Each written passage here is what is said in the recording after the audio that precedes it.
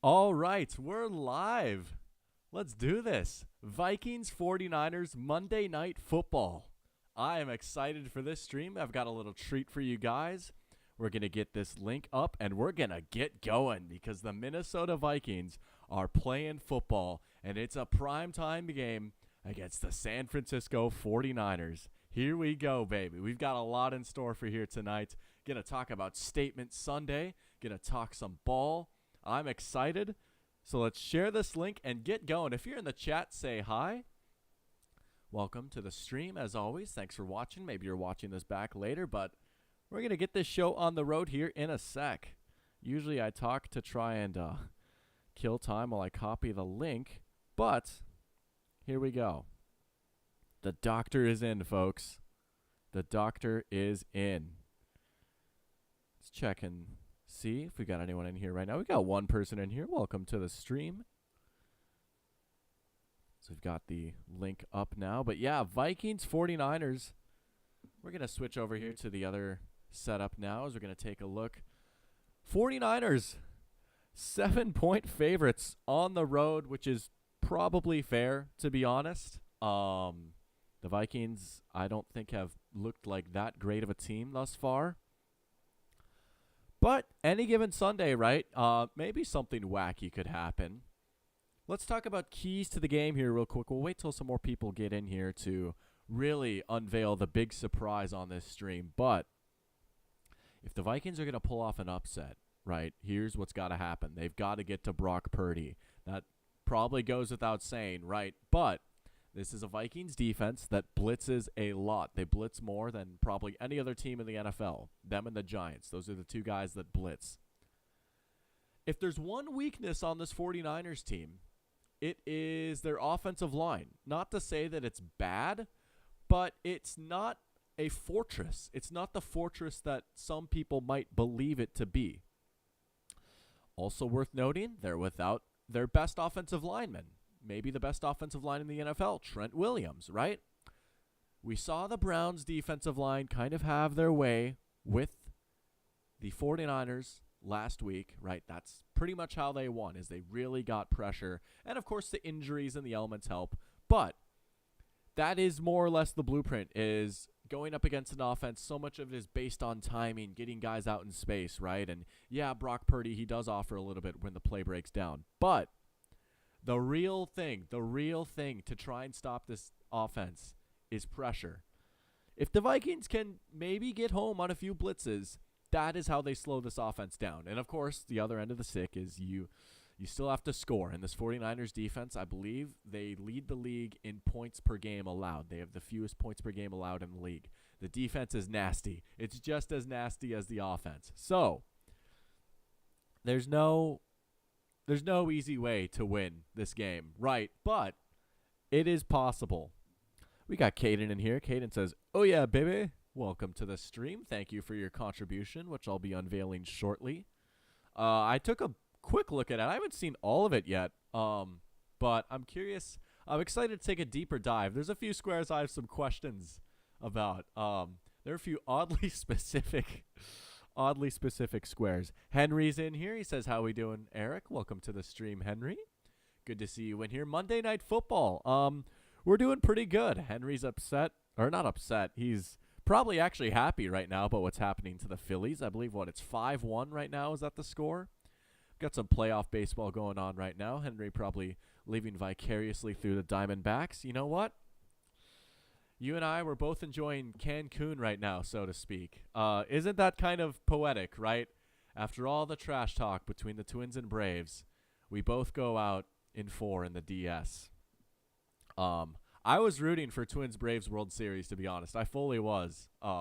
That's what I wanted. But look at the Diamondbacks, about to force Game 7. Anyways, this is Dr. Pigskin, not Dr. Diamond. Gabe is in here, says, "Oh, goodness. Welcome to the stream, Gabe. Sorry about yesterday. Statement Sunday, not kind to Gabe. Not kind to the Lions.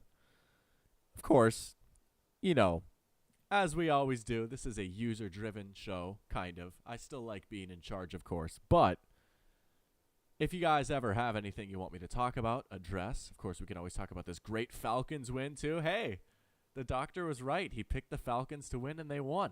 So, but we'll see. But we're about 10 minutes away from kickoff here. I was talking about some injuries for the 49ers.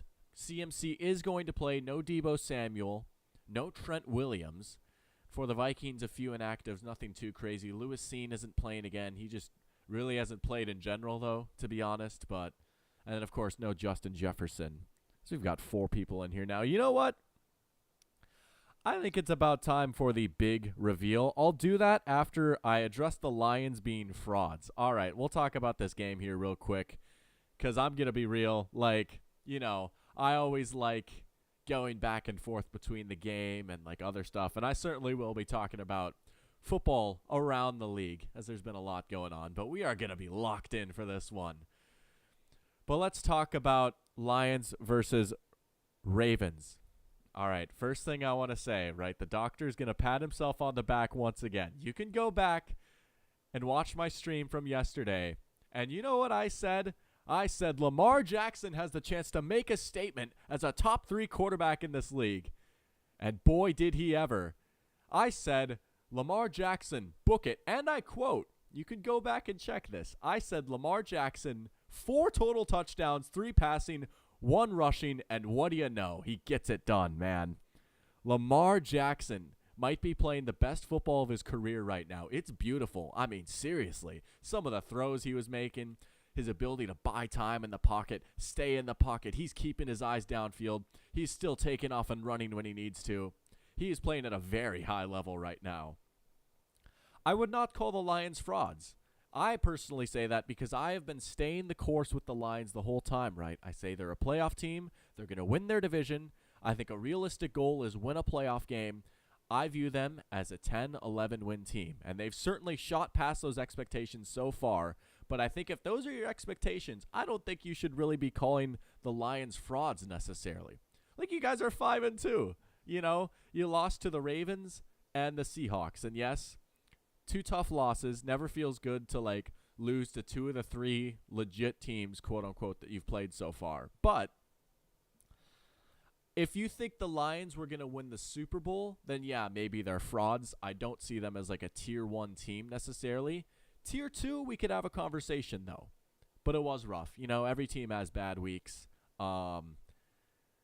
This game was maybe an illustration of the difference between a Lamar Jackson and a Jared Goff, right? I said I don't always want to oversimplify it with just the quarterbacks, and obviously, the secondary, which I was a little worried about.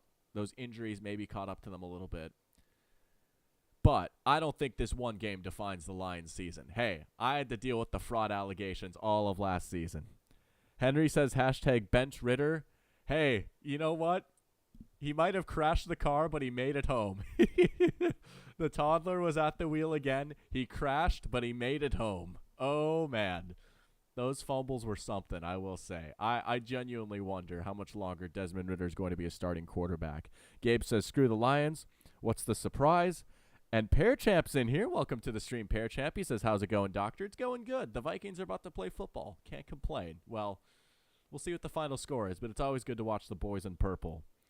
Baker on the injury report. It's Horner. And time for Trask season. Ooh, well, we'll see. All right. I've kept you guys in suspense long enough. Surprise, right? We've got 6 people in here right now. I want to give a shout out to my man, Caden. Like I always said, this dude is doing a lot behind the scenes to make this channel go. I floated an idea to him last week. I got a little touch of inspiration. I said, you know what? Well, this isn't my exact words, but this was my line of thinking, right? What's a popular phrase you hear oh, that wasn't on my bingo card? Oh, this happening wasn't on my bingo card. I thought, what if we made a bingo card for tonight's game? So we did. And by me, I mean he did. Caden made a Vikings 49ers bingo card for me. Here I have 24 squares, 12 related to the Vikings, 12 related to the 49ers, and a Romeo Dobbs free space because he's a Packers fan. And we're going to play bingo. If something happens on this board, we're going to mark it off. What happens when I get a bingo? I'm not sure yet. I haven't thought that far ahead. But feel free to play along, help me out, maybe spot something, right? I can't hear the announcers as well. but we've got a bingo card for the stream. How about that? Let's take a look at these squares. Camera shows shirtless 49ers fans. That was one. That is oddly specific. I'm curious if there's any rationale behind that. I mean, it's cold in Minnesota. They're inside, but maybe they're rocking the shirts off. Game decided by single score. It's the Vikings. I feel like this one might get checked off. TJ Hawkinson, 15-yard reception. He's got to catch the ball for that to happen, so we'll see. That one's definitely not a given.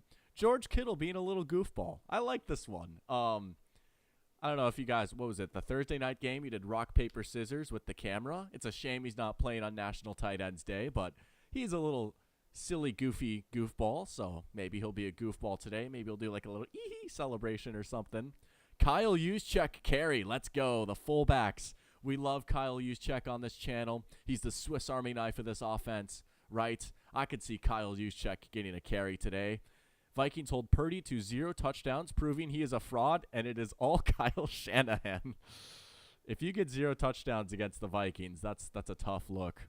Addison breakout game, 100-plus yards. All right, he's on my fantasy team. He's on a few of them, actually. I could get down with this, especially without Jefferson.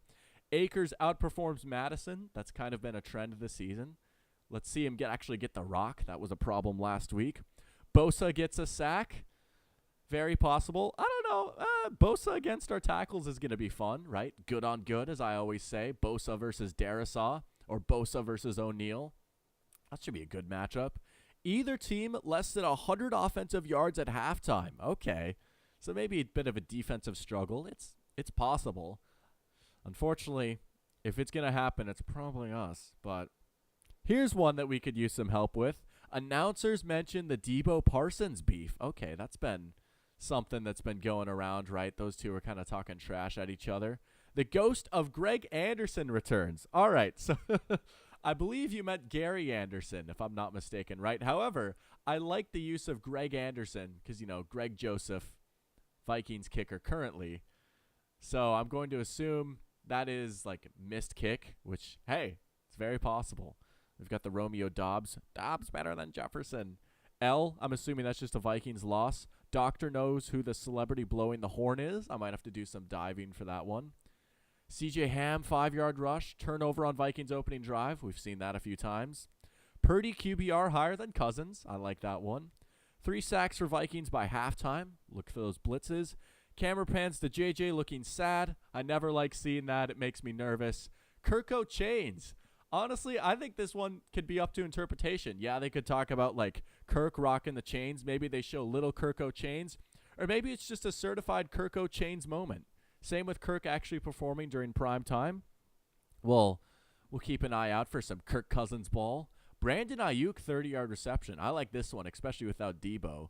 I found a tweet earlier today showing target shares with Purdy on the field and Debo out.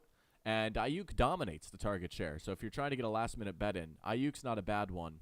Kirk covers his ears. I requested this one.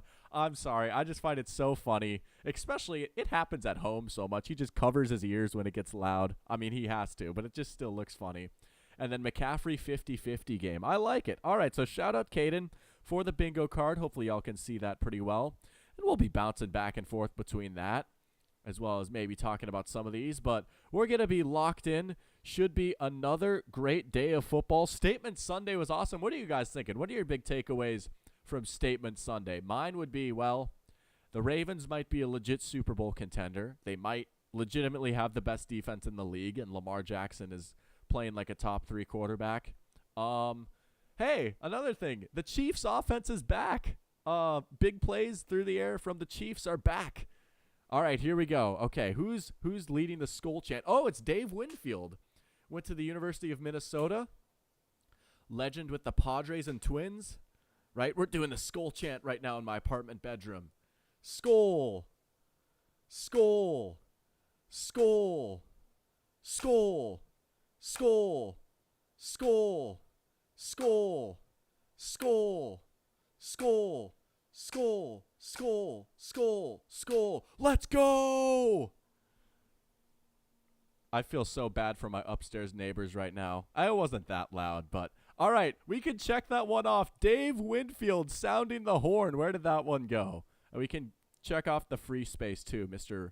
Romeo Dobbs, who unfortunately is not better than Justin Jefferson. Where did that one go? Doctor knows who celebrity blowing the horn is. All right, we've got our first one marked off. Here we go. All right. Pear Champ says, I took the wrong Rams running back in fantasy. I have a 19.5-point lead, but my opponent has CMC, not feeling confident. It's scary. All right, here we go. We're off. Kickoff underway. Wait. Did he just call a fair catch? Can you do that now? I know that's a thing in college. Am I crazy? Oh my gosh, Kirk is already covering his ears. That's an easy one. Kirk covers his ears. That's crazy. All right.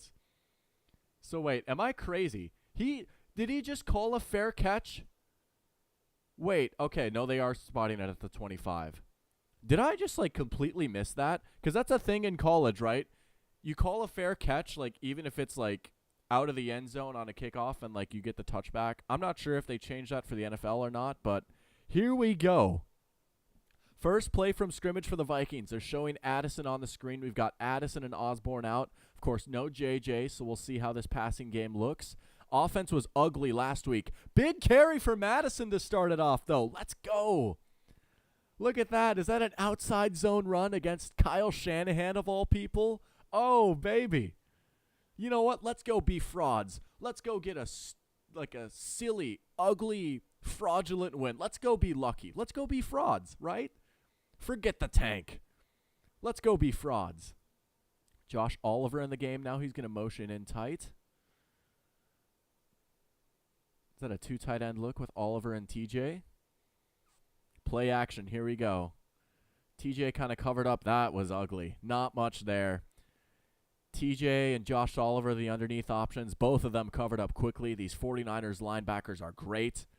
Another good-on-good matchup. For as much as I've ragged on TJ Hawkinson a little bit, he's still a pretty good tight end. Josh Oliver is a great second tight end, great run blocker. Going up against Fred Warner and Dre Greenlaw, that's good-on-good right there. Pearchamp says, it's a new rule. All right, thank you for pointing that out. I did not know that. Interesting. I freaked out for a second. I was like, no, this is not college. No call the fair catch. All right, 2nd and 10. We're probably going to pass here. Yep. Kirk with a little bit of time. Addison. Oh, no. Did he get that yanked away? Is that an interception? It is. Are you kidding me? Charvarius Ward yanked it away from Addison. And it's a turnover on the first drive for the Vikings. No. It's another thing to mark off. You've got to be kidding me. He just got it ripped out of his arms. Oh, come on. Watch this. So there is just not much separation to begin with. That's great coverage by Ward. Maybe Kirk shouldn't have even thrown that. I mean, he's right there. It's like a 50-50 ball from the jump. Ward had the better angle on it. Jeez Louise. I mean, I don't know. You want to get that ball out quick. Here come the Niners. Wide open Kittle breaking a tackle. Already in Vikings territory off the opening drive turnover. We've already marked off 3. Oh, Kirk, dude. I mean, you can't put that all on him, right? Addison clearly did not win on that route, but maybe just, I mean, what's even to gain there, right? If he catches it, it's like 2 yards. Great coverage by Ward. I mean, Ward had him from the jump. Addison did not get a clean release. That's one of the concerns about him coming out of college.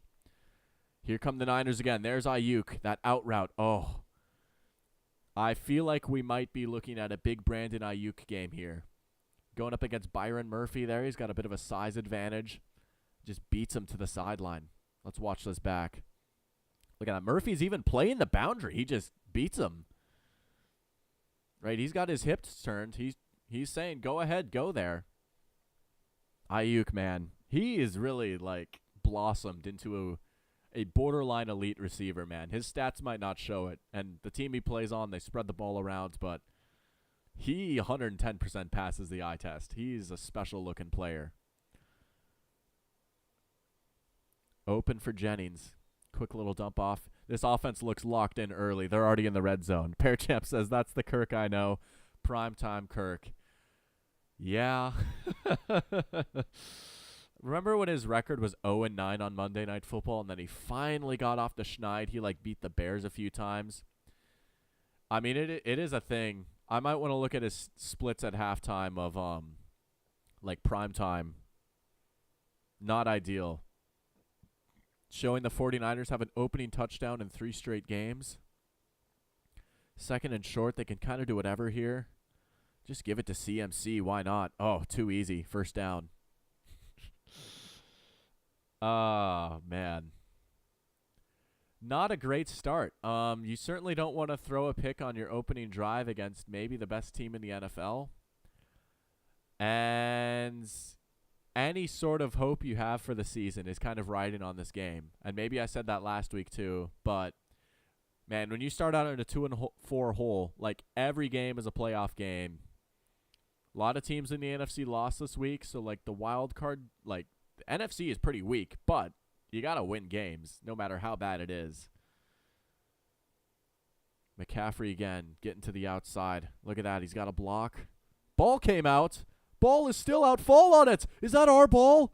Was he down? Was he down? They say it's... Wait. They point. It's Vikings football. McCaffrey with the fumble. Oh, 2 straight turnovers to start it off. Is it going to stand? The defense is in the end zone. They're celebrating. Oh, they brought back the limbo. The 2017 limbo celebration is back. Let's see if he's down. Right? He's still up. He's still up. Ball is coming out. He's not down. It's Vikings football. Let's be frauds, baby. Let's be frauds.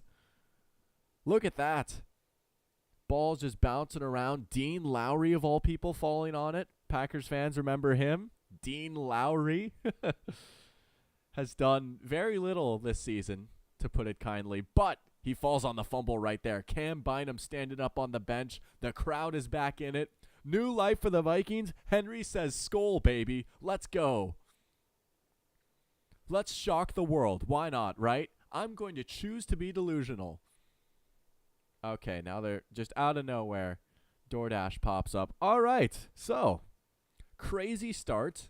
2 turnovers to start things off. That is kind of wild. And the 49ers were kind of marching before that fumble. Purdy 3 for 3, 30 yards. McCaffrey 2 for 6. Ayuk with an 11-yard catch. Good start for the Niners offense. They just, quite literally dropped the ball there. So maybe not promising looking for the Vikings defense, but hey, that is what the Vikings have sorely missed this season, is turnovers. They have been just getting killed in the turnover battle. Let's take a look, right? What is their plus minus on give take? They've got to be last in the NFL. They've turned the ball over a lot, and they do not force turnovers. That's not a winning recipe.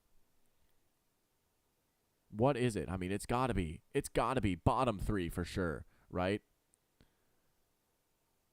There's the difference. Is that the Raiders at the bottom? Yeah, okay, so we're tied for second to last with the Raiders. Or we're tied with the Falcons and the Patriots. The Raiders have also played an extra game, though. Pearchap is fired up, minus 2 points for CMC. You know what? Let's go. Let's hold CMC under those 19.5, right? Hey, that fumble might help. That fumble genuinely might help. Losing 2 points, that's like a negative 20-yard run. That's a big deal. Here we go. So, Henry's got a good question. What are your thoughts on the trade deadline doctor? That's right. That is next week, I believe, isn't it? Monday? Next Monday. Well, I kind of talked about this yesterday. Usually it seems like the past few years we've seen a bigger name, usually an edge rusher, get dealt at the deadline. Not saying it's necessarily going to happen again this year. Last year we saw Bradley Chubb, the year before Von Miller. We talked about Chase Young a little bit. Hey, maybe after that Commanders loss, it's certainly possible. Danielle Hunter's been a name that's been floated around. A lot of that might hinge on how this game goes. Danielle Hunter's having a pretty good season. Tied for the league lead in sacks with 8. Madison starts things off. Nothing doing there. 49ers quickly in the backfield. Um,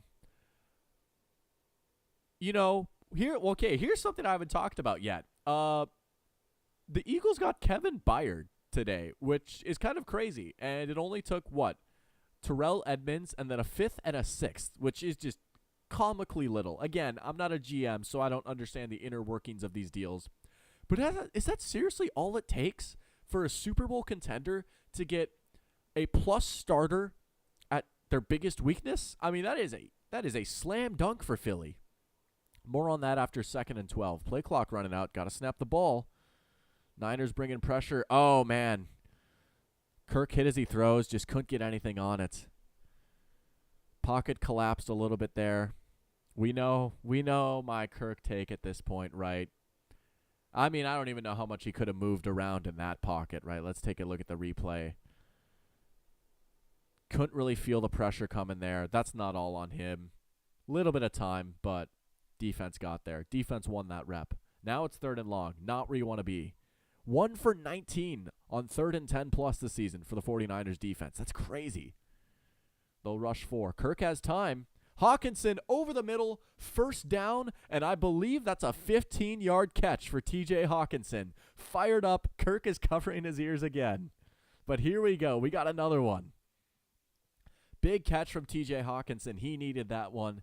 He's had a very up and down season so far. Just a little block and release. Look at that. No one there. Absolutely no one there. Pointing. He's fired up. Let's go, TJ. All right. Big catch. Just move those chains, right? Let's get some points here maybe. Get a few first downs. Quick screen to Addison. Nearly dropped it. Any juice after the catch? Man, look at the speed of this 49ers defense. That is something that has stayed with them for as long as they've been good, really, since like 2019. And it's transcended defensive coordinators, right? They've lost Robert Saleh. They lost D'Amico Ryans. Now they're on their 3rd defensive coordinator. Forgive me for not knowing his name. Maybe I should familiarize myself. But they just play with such speed and ferocity. Their pursuit is incredible. And there's like 5 guys right at the ball right there. Kirk with time again. That's a laser. What a catch. Good throw and catch. There's Addison. 1st down. Here we go. Pearchamp says Niners defense is too good. They're special, man. I mean, they've got big-time players at every level. They really do. It is special what they've built. There's Addison. Nice little job cutting off his route right there. Good timing right there. Kirk gets it off right before Hufanga comes flying in. Fun player. All right. Kirk looks a little more settled in now after that first drive. A couple of nice throws right there. 1st and 10. C.J. Ham in the game. Now, there's Jefferson. Hey, he doesn't look sad, though. He does not look sad. We're not counting that. Madison. I'm liking the commitment to the running game. No, not every carry is going to be like that. But, man, something that just plagued the Vikings. Time of possession. I want to go look this up maybe at halftime, but I feel like they have lost the time of possession battle in every single game this season. And it's a big reason why their offense has been underperforming.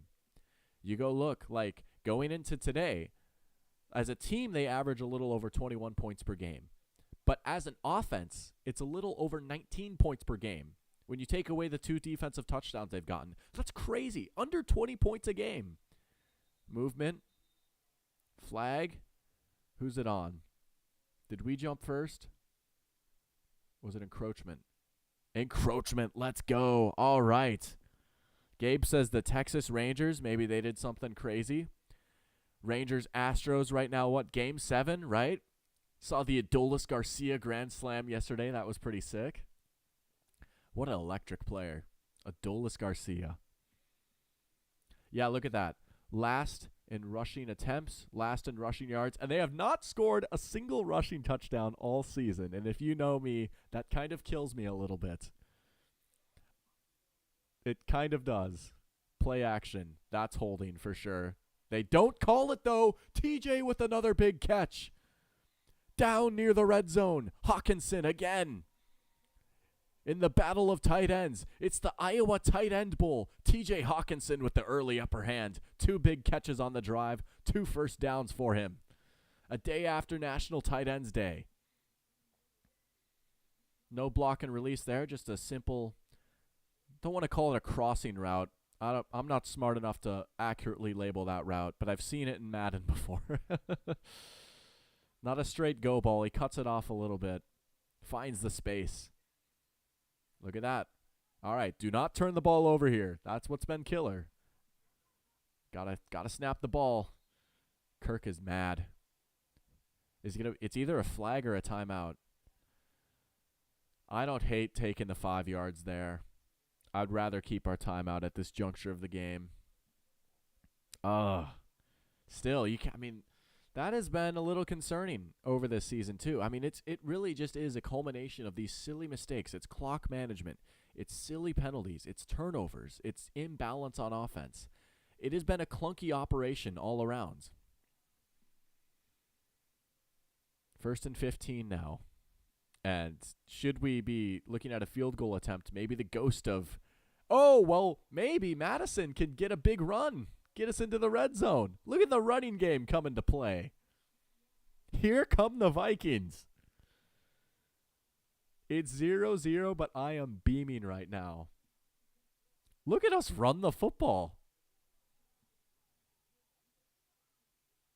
It's beautiful. You run it again. Run it again. Force them to stop it. Run it again. Yes, run it again. Okay, I don't care. We still got a yard, right? Force them to hit someone. You got to activate that physical part of the game. Look at that. Are we winning time of possession right now? Such a foreign concept. All right, 3rd and 2. Maybe not a full yard gained there. I would maybe label this 4-down territory. I also would like to not even entertain the thought of going for it. Let's just pick it up here. Right? Let's just get it done here. Akers in the game now. Rushing 4 again. Kirk with time over the middle. It's Jordan Addison. It's Jordan Addison for the touchdown. We scoring all night. Let's go get paid, baby. Jordan Addison. Yes, sir. That's my fantasy player. Let's go. In Quezzy we trust. We're so back, baby. Let's go. Jordan Addison. What a drive. What a response from the Vikings. 10 plays, 89 yards. Kirk with a dot over the middle. You like that? Let's go. Oh, baby. 7-0 Minnesota. Let's put the word out that we back up. I know that's not the quote. Let's go. Let's go. Henry says we scoring all night. Never forget, man. You know what? I take back everything I said on draft night. Jordan Addison, the next Randy Moss. Yes. We scoring all night, baby. Never forget. He said that. I think a reporter asked him about like playing with Justin Jefferson. He's just like, oh yeah, we scoring all night. I love it. I love it. He's got the shades on. Unmatched aura. Let's go. And next year we're gonna have his teammate, or maybe not. Maybe. Let me be delusional. There will be a 30 for 30 about this team. This is the turning point of the season. The duality of fan, right? All right, I've got the big water bottle today. I knew I was going to need it. We're in for a doozy of a stream. We're only getting started, man. We're only getting started. Smartest player in the league. So we've got a few checked off on the bingo board so far. Let's take a look at some stats, shall we? I also think it's funny. 2 turnovers. The Vikings still remain at -7 in the give-take department. Oh, the Vikings. But Kirk, nice little bounce back right there. You take away the interception. He's balling right now. Madison, 5 for 35. 7 yards a pop for Madison. 2 for 38 so far for TJ Hawkinson. I mean, it's been great. Addison, 3 for 35 and a tutty. Let's take a look. Let's take a look at the fantasy squad, right? It's always so hard to find it on here. This is the UGA Sports Media League, which I've got Addison in. This one is well in hand already. I went off this week, not going to lie. I've got the 2 tight end offense going. Um, and it just so happens to be Andrews and Kelsey. I took Kelsey first overall. This was after Kupp got hurt. Jordan Addison already with 12.5. Not too shabby. And Dr. Pigskin's Gridiron Army. Oh, yeah, this one's a wrap, too. Look at that. This was one of the teams you guys saw me draft live. Even with an off night from Kupp, Addison picking up the slack already. Pearchamp says, good response after the interception. Absolutely. I'm not going to lie. I already had my life flashing before my eyes. I had visions of 41 Donut all over again, right? You throw a pick, the Niners come out marching, and now obviously, right, the defense now has to answer the bell because the 49ers kind of had their way on that first drive, just an unlucky fumble.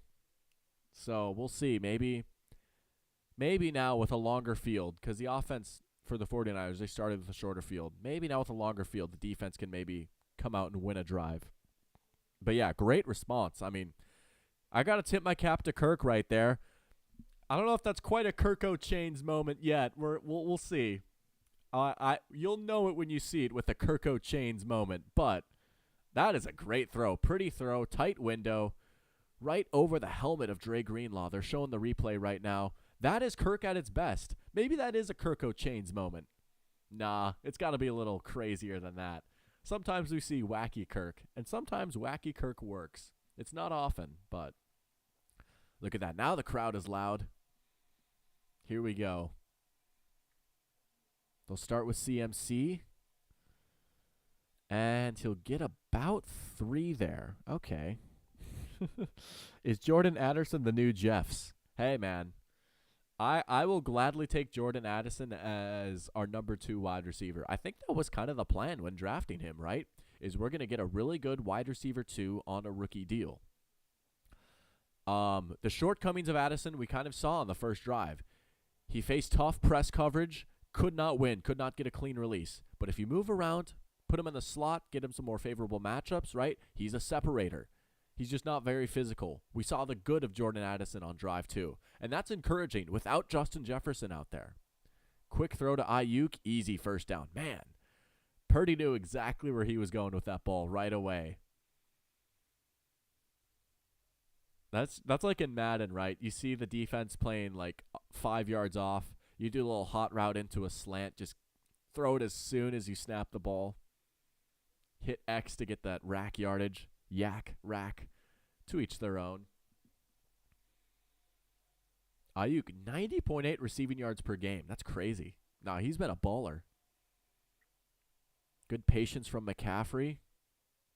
Man, we're going to have our hands full with him. That is something that's been exposed a few times, is the Vikings' run defense. It's been better, I will say. The Vikings' defense as a whole has been fine, but Henry asks, do you think JJ ends up signing an extension in the offseason, or do they try and trade him for a rebuild? I don't think there's any chance they trade him, right? I get the rationale. If you want to go all in with a rebuild, maybe you can get 2 first-rounders for Jefferson. You don't have to pay him, right?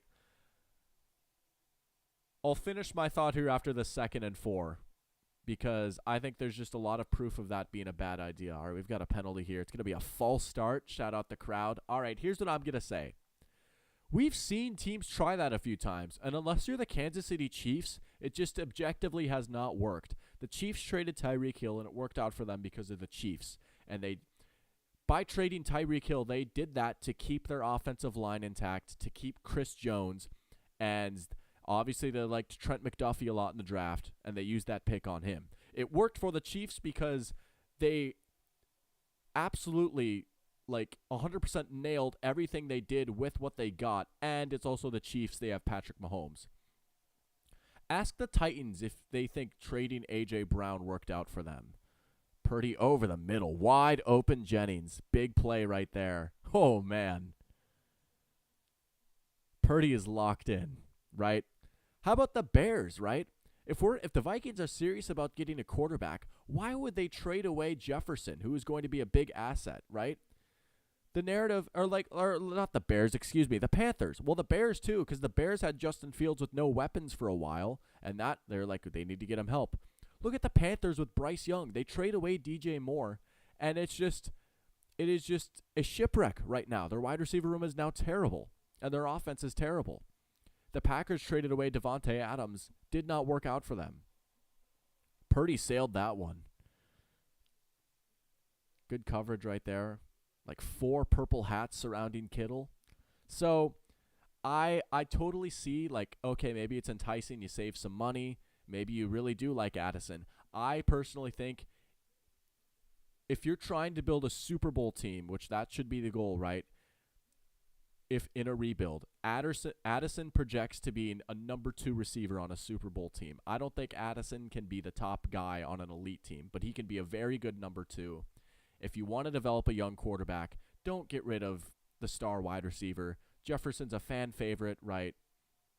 That's my take. I personally would not even think about it. Purdy, oh, look at the escapability by Purdy. Look at him move. Brock Purdy, oh my goodness. That's what I'm talking about. Jimmy G is not doing that, man. Jimmy G is never doing something like that. What a play by Brock Purdy. Right? And that's something that these, even if they're not freak athletes, that's a first down right there. That's the difference between a throwaway at worst, maybe a sack. Instead, it's a first down and a chunk play. It's plays like that that make you think maybe, like, it's not all Shanahan. Sure, it's a lot Shanahan, but Shanahan ain't doing that. That's Brock Purdy. That's a great play. That's Shanahan, right? Just a little play action, Ayuk wide open. I could hit that throw. But they're not in this spot right now without the escapability of Brock Houdini Purdy. Parachamp says Adam Thielen has been good in fantasy at least. That is true. He has. I mean, Thielen has been their best option. I got to say, as a Vikings fan that has watched him for the past, his whole career, but especially the past few years, I'm shocked he's playing as well as he is. But you know what? Good for him. Little rejuvenation for him. But I'll get to your comment there in a sec, Henry. I've thought about it, and I've got some choice words for the front office on. Well, it's not even all their fault, but McCaffrey again, nothing there. Hey, you know what? Flex those muscles. Let's go. Is that going to end the first quarter? It probably will. So they're knocking on the door, but it's a big third down. So Henry says, I definitely agree with you. The only thing is if he doesn't want to resign with Minnesota, then you might as well get value for him at his peak. That's fair. And maybe it's me being a Vikings fan, right? But he'd want to resign in Minnesota. Like, he's never indicated that he's wanted to leave. So I initially was very upset that we did not extend him this offseason, right? Because he was the first year eligible, right? He'll still technically have 2 years left because I'm assuming we're just going to pick up his 5th-year rookie option, right? First-round pick, you get that extra year. But I just thought, why would we even let him entertain the possibility of leaving in free agency? Like, just get the deal done now. You're not going to save money because no matter what, the price is going to only go up because some other wide receiver is going to reset the market, and Jefferson might become the highest paid non-quarterback in the league. He's going to be extremely expensive, and I recognize that. But if you're the Vikings, it is a colossal failure if you let him out the door, especially if you get nothing. So I recognize that, and maybe, if they trade him, they get something for him. But I just don't see how this front office, this organization, isn't going to fight tooth and nail to keep him in the building because it would truly be, like, I don't want to overstate this. It would be a disaster for the Vikings if he left after his rookie deal. And unfortunately, there's some precedents, right? Randy Moss left, Percy Harvin left, Stephon Diggs left. Let's not make this number 4, please. This offseason, right? I wanted that to be priority number 1 this offseason. But next offseason, when the season is done, first order of business, extend Jefferson. Pay him. Just do it. Just do it. Don't overthink it. Don't let a potential franchise legend, well, he already is, but don't let potentially one of the greatest players in Vikings history walk out the door. But Caden says, hasn't Kirk vocalized wanting Kirk as his QB for the future? I don't know that there's been any actual sources that have ever confirmed that. The only time that I've ever seen that is from like the sect of the Vikings fan base that just adores Kirk, and they're more Kirk fans than Vikings fans. They always like saying, "Well, Jefferson doesn't want he doesn't want to deal with another QB. He wants Kirk." It's like, dude, no one actually knows that. Um People have definitely tweeted that, but I believe, maybe I'm wrong, but all I've seen is that that's just pure speculation. So, if that is really the case, though, if he's pounding the table for Kirk Cousins, I mean, good for Kirk, right? Shows that he's got great chemistry. But then we might need to sit him down and be like, hey, I don't know. We have different visions, maybe. But Gabe asks top 5 Drake songs. Kate says, great question.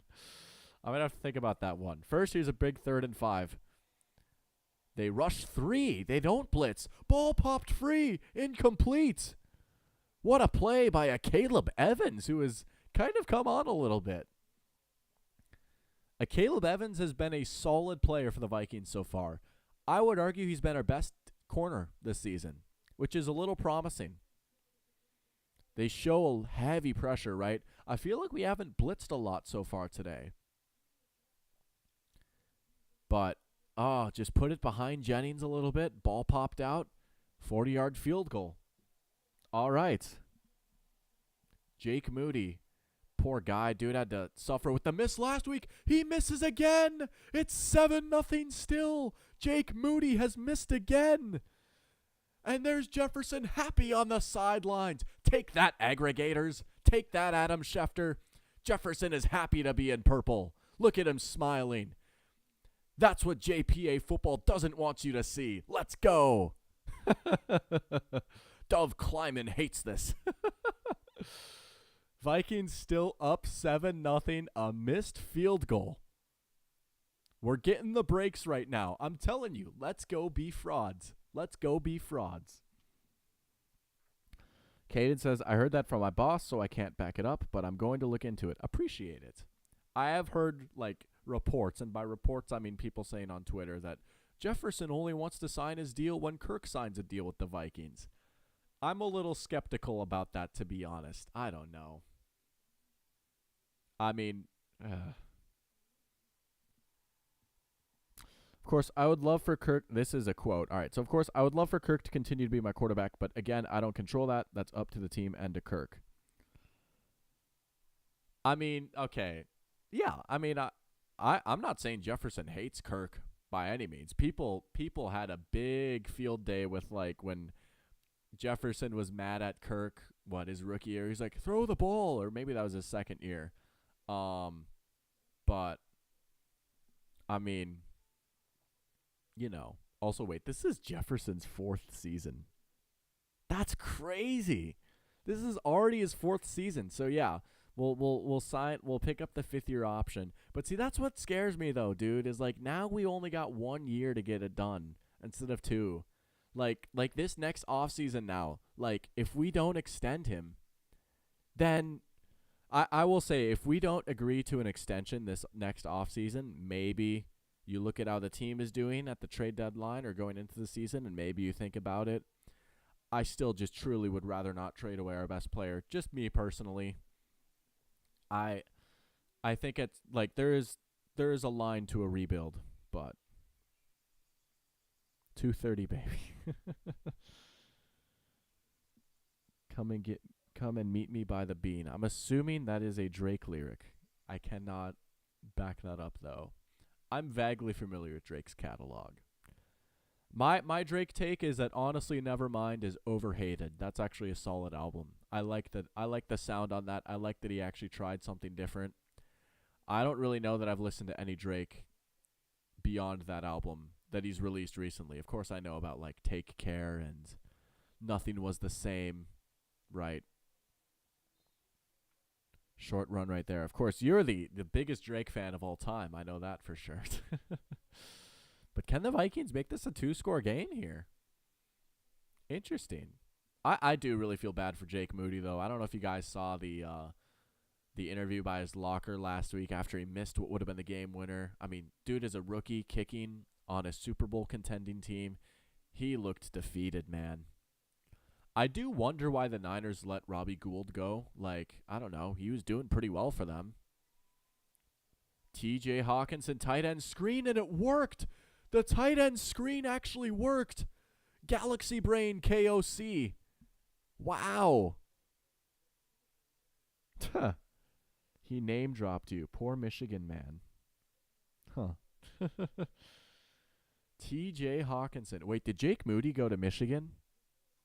There's no way, right? I thought he went to like Stanford. No, he did go to Michigan, didn't he? Right? Jake Moody. Yeah, he did. All right. Oops, not that. Sorry. OBS. There's Cam Akers again. He's been pretty good for us. They're showing Moody during warm-ups right now. Oh, he did slip. Ugh. Screw turf, man. I'm anti-turf. I stand with David Bakhtiari. I do not like turf. Of course, I don't like that we're playing with a roof over our heads either, but that's a different conversation. TJ again. He's feasting. Wow. Man. I get to make the little joke now here. TJ Hawkinson versus the 49ers linebackers. TJ's winning. Did not have that on my bingo card, and I literally don't have it on my bingo card. But look at that. 4 for 57 so far. TJ is winning the battle against Dre Greenlaw. The all 22 of this is going to be beautiful. Back in 49er territory. Let's keep it rocking and rolling. TJ again. Oh, Hufunga almost jumped the route there. That was a little scary. We got a few yards out of that. Hufunga saw that one coming. He was just a step late. They're showing the Iowa tight ends right now. Tight end university. Maybe not for long, though. Look out for Georgia. They're coming. Brock Bowers, baby. Big Darnell Washington. We're coming. Ben Watson. Trey McKitty. Sam Laporta graphic. Now, Sam Laporta's been sick. He's been so good. They're a tight end factory. There goes Cam Akers. Angry, violent run. The arm tackles aren't enough. First down. He points. Let's go. Parachamp says, I've had my worst ever pick'em this week, going 4-8. I did pick the Niners to win, which doesn't look great now.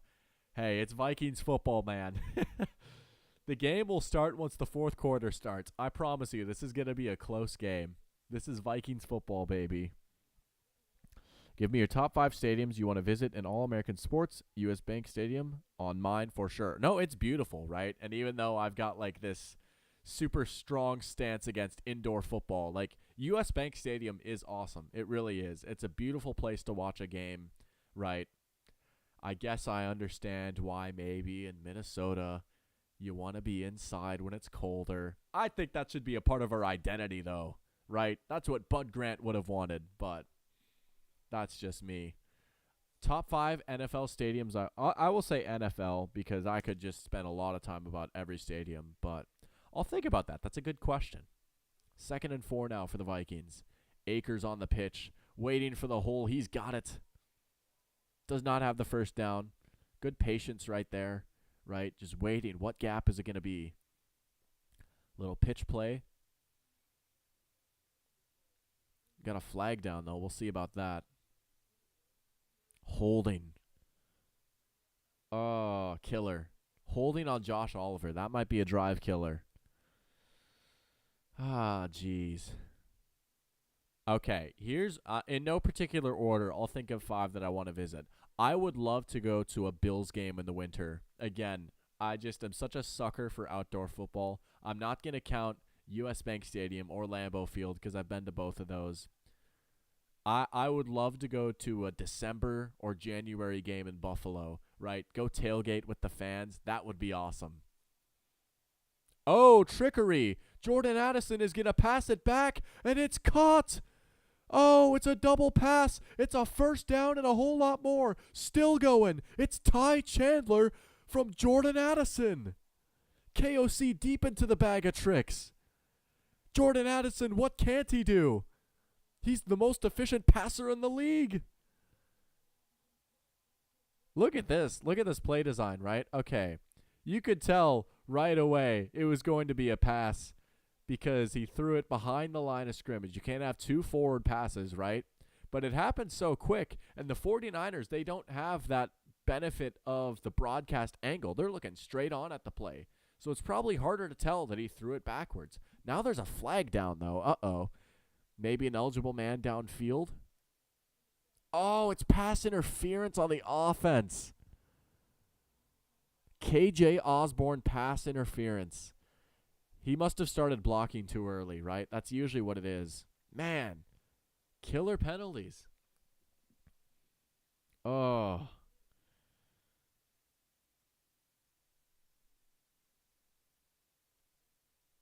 Oh. Okay, we'll need to see the timing synced up of when the ball was caught, because that did not look like much. Maybe, I mean, again, it's probably just he started blocking before the ball was caught. Oh, you didn't even have to do that, man.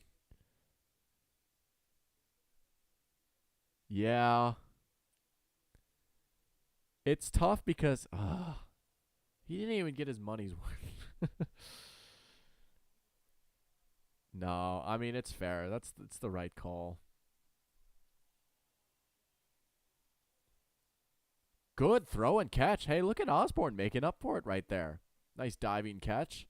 That makes third down maybe a little bit more manageable.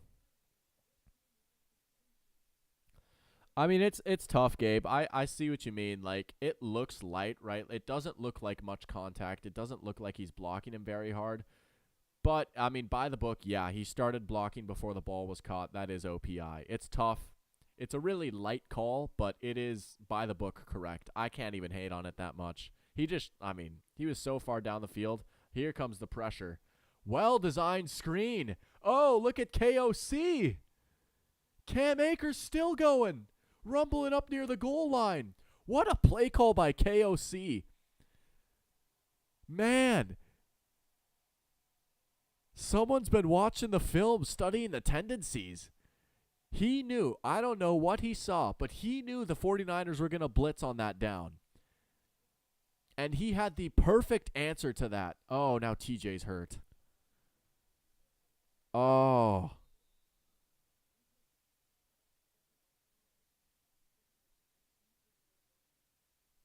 Oh, no. Oh, no. We just got exposed for faking an injury. Did they just say we caught Kevin O'Connell on camera saying TJ go down? Did we just get exposed? Did we just get caught in 4K? Yeah, no way. No way. Oh no, we're cheaters. We're the Astros of the NFL. Oh, the fact that like Joe Buck or was that Troy Aikman? I can't fully hear. But the announcers, they said it with their chest too, like, we just caught him saying TJ go down. Oh no. Oh no. That's so tough. Dude. I'm curious what the discourse on Twitter is going to be like about that. Not that it really matters, right? Maybe I'm too online. I know people that don't like the Vikings are going to have their fun with that, I will say. Dude, if the Vikings win this game, the 49ers are going to be like, the integrity of the game. Yeah. I'm not going to condone that, obviously. I do think it's kind of funny. I don't even know why you'd want him to go down there, right? Like, wouldn't we want to go fast? Why would we want to slow it down? I don't know. I'm sure there's reasons, right? Get some more plays dialed up, swap. I don't know, dude. But either way, we totally just got caught red-handed. Shout out the camera people working the ESPN broadcast. Whoever caught that, shout out them, honestly. There's a lot that goes behind the scenes. We've got a lot we got to catch up on, though. Other stadiums, right? So I value atmosphere and just overall experience. I would say Bills Stadium, Chiefs Stadium, a game at Arrowhead would be sick. We won't be doing the chop, but the atmosphere would be pretty sweet. What else? I've been to Soldier Field not for a football game, for a soccer game. Soldier Field is nostalgic. I don't like that the Bears might be moving out of Soldier Field. I think they should just renovate it. I guess I've also been to the Jaguar Stadium for college football games. Um, I mean, I guess SoFi would be cool to see, even though I've got my crusade against indoor football. SoFi does look pretty cool. Same with Jerry World, right? Same with Vegas' stadium. I'm not going to count any of those, though, because of my moral high ground over indoor football. We'll keep thinking, though, but Pair Champ with a comment about the cold. We'll get to that.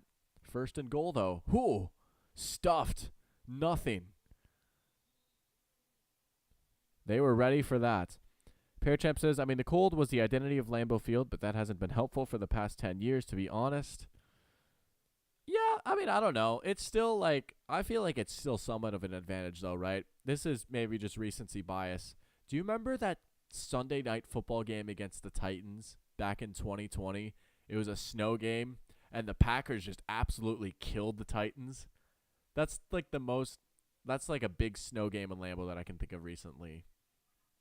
It wasn't super cold when I went. But oh, he missed him. Addison was open. He missed him. No. It was right there. He missed him. Top 4 words of all time. Oh, man. Trickery is my number one, unironically. I love that word. I know Henry's is peppercorn, too. Henry's got a list of words. That's a good one, too. But I like trickery. All right, third and goal. Let's get 6 here. Come on. I feel like we'll kick if we don't get it, but Kirk. Oh, missed 2 guys. Good coverage. That miss to Addison was killer, though. It was right there. Fred Warner's pointing at something. So we're going to have to settle for 3 probably. Maybe not. I won't hate keeping the offense out here. But if you kick the field goal, you go up 2 scores. Nah, I don't know that that's a flag. It was tipped by Fred Warner. Okay. Dude, it is tough. I don't want to be too much of a doomer, but if the 49ers come back and win this game, remember how this drive ended right here. Unable to finish in the red zone. They had an opening with Addison, and they just couldn't hit it. It does feel good to be up 2 scores right now, though, but feeling a little sick. Let's get a good drive here from our defense. The 49ers come back here and score a touchdown. That's a little discouraging. Momentum. But Parachamp says that's true. A.J. Dillon did pop off that game against the Titans. Yeah, that was the A.J. Dillon breakout game. Devontae Adams went crazy, too. I think he had 3 touchdowns in that game, if I'm not mistaken. Let's take a look, shall we? Packers, Titans 2020. Back when I lived in Fargo, I remember watching this game, eating It's Just Wings. If you know, you know. It's just wings. But yeah, this was a Aaron Rodgers masterclass. 4 touchdowns for Rodgers. Wow. Yeah, A.J. Dillon, 124 and 2 scores. Did Devontae have 3 touchdowns? He did. My memory is goated. Let's go. Wow. 11 for 142 and 3 touchdowns. I will say, as a fan of football, it's a shame we no longer get to see this man play with Aaron Rodgers. I mean, he was great even last year. He's still been good this year, too. But that duo was legendary for this period. Well, I guess this period, but oh man. Devontae Adams. Never forget the Devontae Adams t-shirt. If you know, you know. I'm saying that. There's only one person in this chat right now that gets either the Devontae Adams t-shirt or It's Just Wings, but yeah, Devontae Adams. Never forget. But yeah, the cold, I don't know. I will always respect the Packers for playing in Lambeau. Lambeau's a cool place. What other stadiums would... I mean, honestly, I'd love to visit all of them. I was going to say all 32, but there's not 32 because the Rams, the LA team share one and the New York team share one. Lumen Field, Seattle, absolutely. Would love to go to a game in Seattle. The 12th man, that would be fun. Oh, yeah, that's got to be up there. So I'd say Arrowhead, Lumen Field. Is it Highmark Stadium? Is that the name of the Bills Stadium? But anyway, Seahawks, Chiefs, Bills for sure. That might be my top three. Um, 49ers Stadium is pretty cool. I mean, obviously, like, I don't know. Like, it's cool. I don't know. I'm racking my brain right now. But you get what I mean. A lot of good candidates. I'll keep thinking, but I feel like you get the point. Kaden says driver better. Maybe Devontae goes to the Jets, but doubt it. The Jets need offensive line to be improved. Yeah, big time. Also, kind of crazy, but like the Jets are like kind of hanging around in the playoff race. Like they are by no means out of it, and especially with the Bills and the Dolphins losing, I'm not saying they're going to win the division, but it sure helps that they beat the Bills earlier. So all right, so I don't think we're going to have either team under 100 yards at halftime. The Niners only need 7 more in the next 7:33. Vikings passed it a while ago. But you know, this is a big drive right here. Can the defense stand up again? Quick to Kittle. Man, look at him break tackles. First man is never bringing him down. Helmet comes off. Hair is flowing. That is a football player right there, ladies and gentlemen. Man. Brock Purdy. Brock Purdy versus Trey Lance, Brian Hoyer, Nick Mullins, C.J. Beathard, and Jimmy Garoppolo. Nick Mullins, Vikings legend. Purdy's playing pretty well so far. Maybe he sailed one throw earlier on the last drive, but for the most part, he's been playing pretty well. That run was awesome, too. McCaffrey, nothing. Good job by the run defense. Look at everyone staying home. All right, third down. Here we go. Third down. Stand up defense. Here we go. They could definitely run it here. They could. It's running territory. Purdy with 0 career starts, more interceptions than touchdowns. Please let that be a jinx. Surely it won't happen today, right? After showing that graphic. 3rd and 2. Empty. So they're probably going to pass it.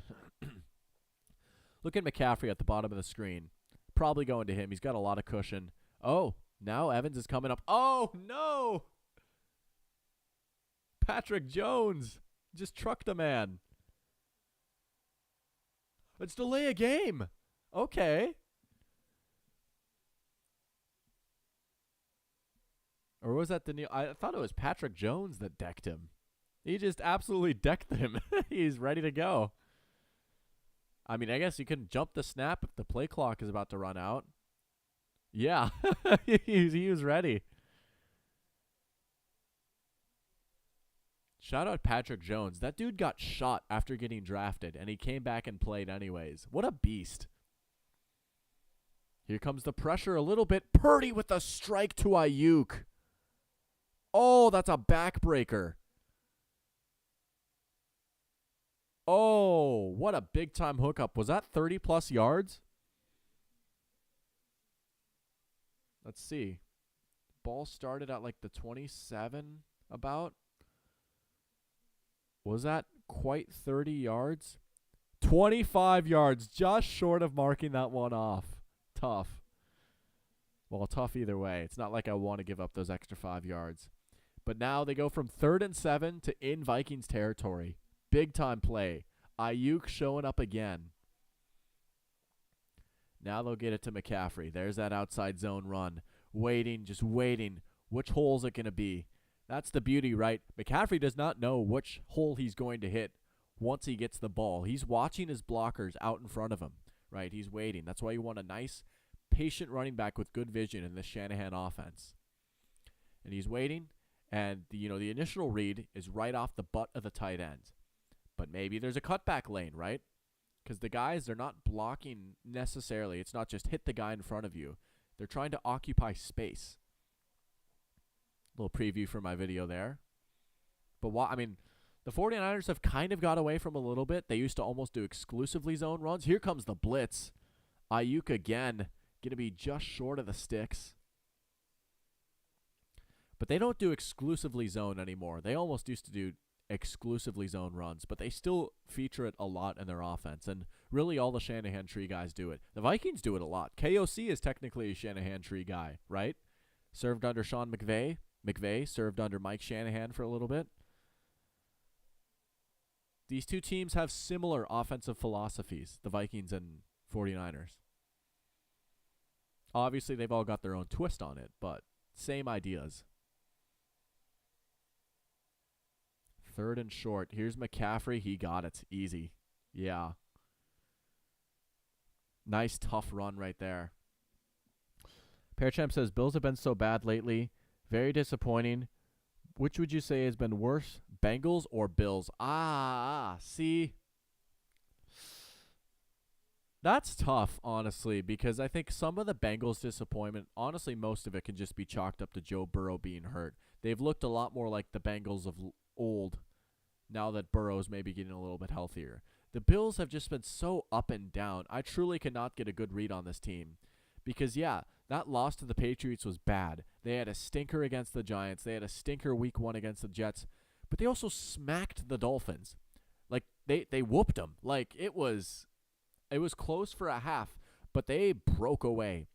And some of it is they've really just had terrible injury luck. You lose probably your 2 best defensive players. Von Miller is still clearly not at 100%. He played only 6 snaps yesterday. So a lot of it is just their defense is really injured right now. And I think a lot of it is the play calling. I have not been impressed with Ken Dorsey. I get you want to preserve Josh Allen, but his running is really what makes him, not just his running is what makes him special, but it's a big aspect of it. As speaking of running, look at Purdy use his legs to suck the defense in and just dump it off to Jennings. That Jimmy G is not doing that. Jimmy G is not baiting the defenders in and then just dropping it over their head. It looks like a Madden play, honestly, but it works. Also, we got to get off the field. There we go. 3rd and 1 again. They're going to get this, right? Just run it up the gut. Oh, 2-minute warning. Okay. But, yeah, some of it has been the Bills are just not at 100% on defense, and I don't really think the defense is that big of a problem. I was shocked, as we know, that the Patriots beat the Bills, right? Bill Belichick, I will never doubt you ever again, right? I mean, man, I was saying some nasty stuff about the Patriots. They go out and get a shocking upset win.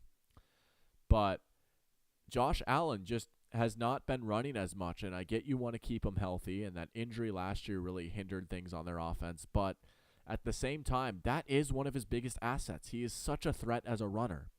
So I feel like maybe they've overcorrected a little bit, gone away from it a little bit too much, and they just don't seem to have a lot of answers right now outside of Josh Allen doing something cool or Stephon Diggs doing something cool.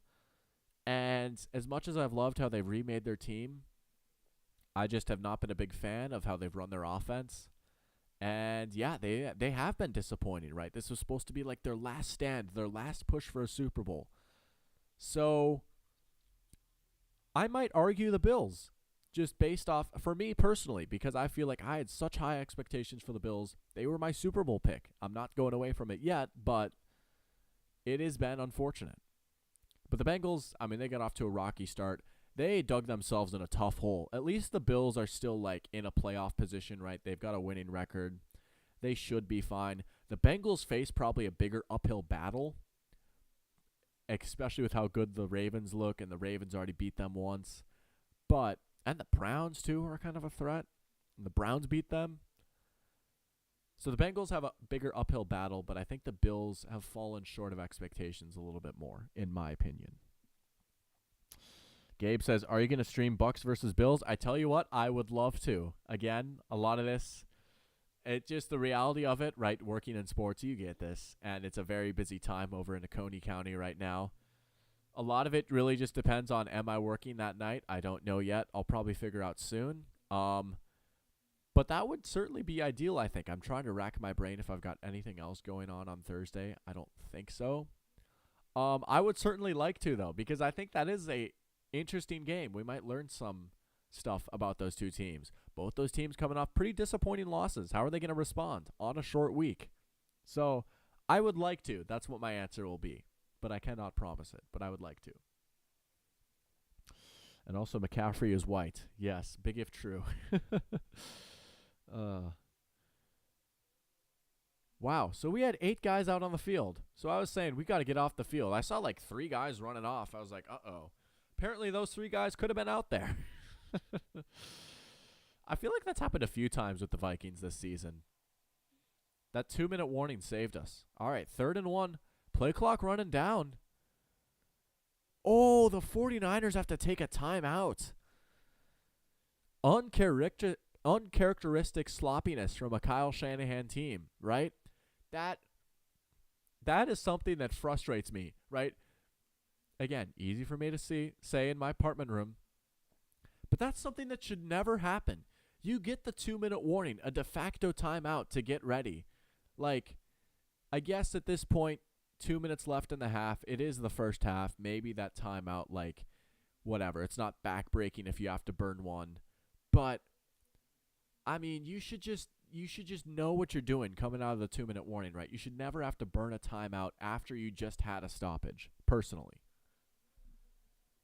But hey, maybe an assist to the crowd.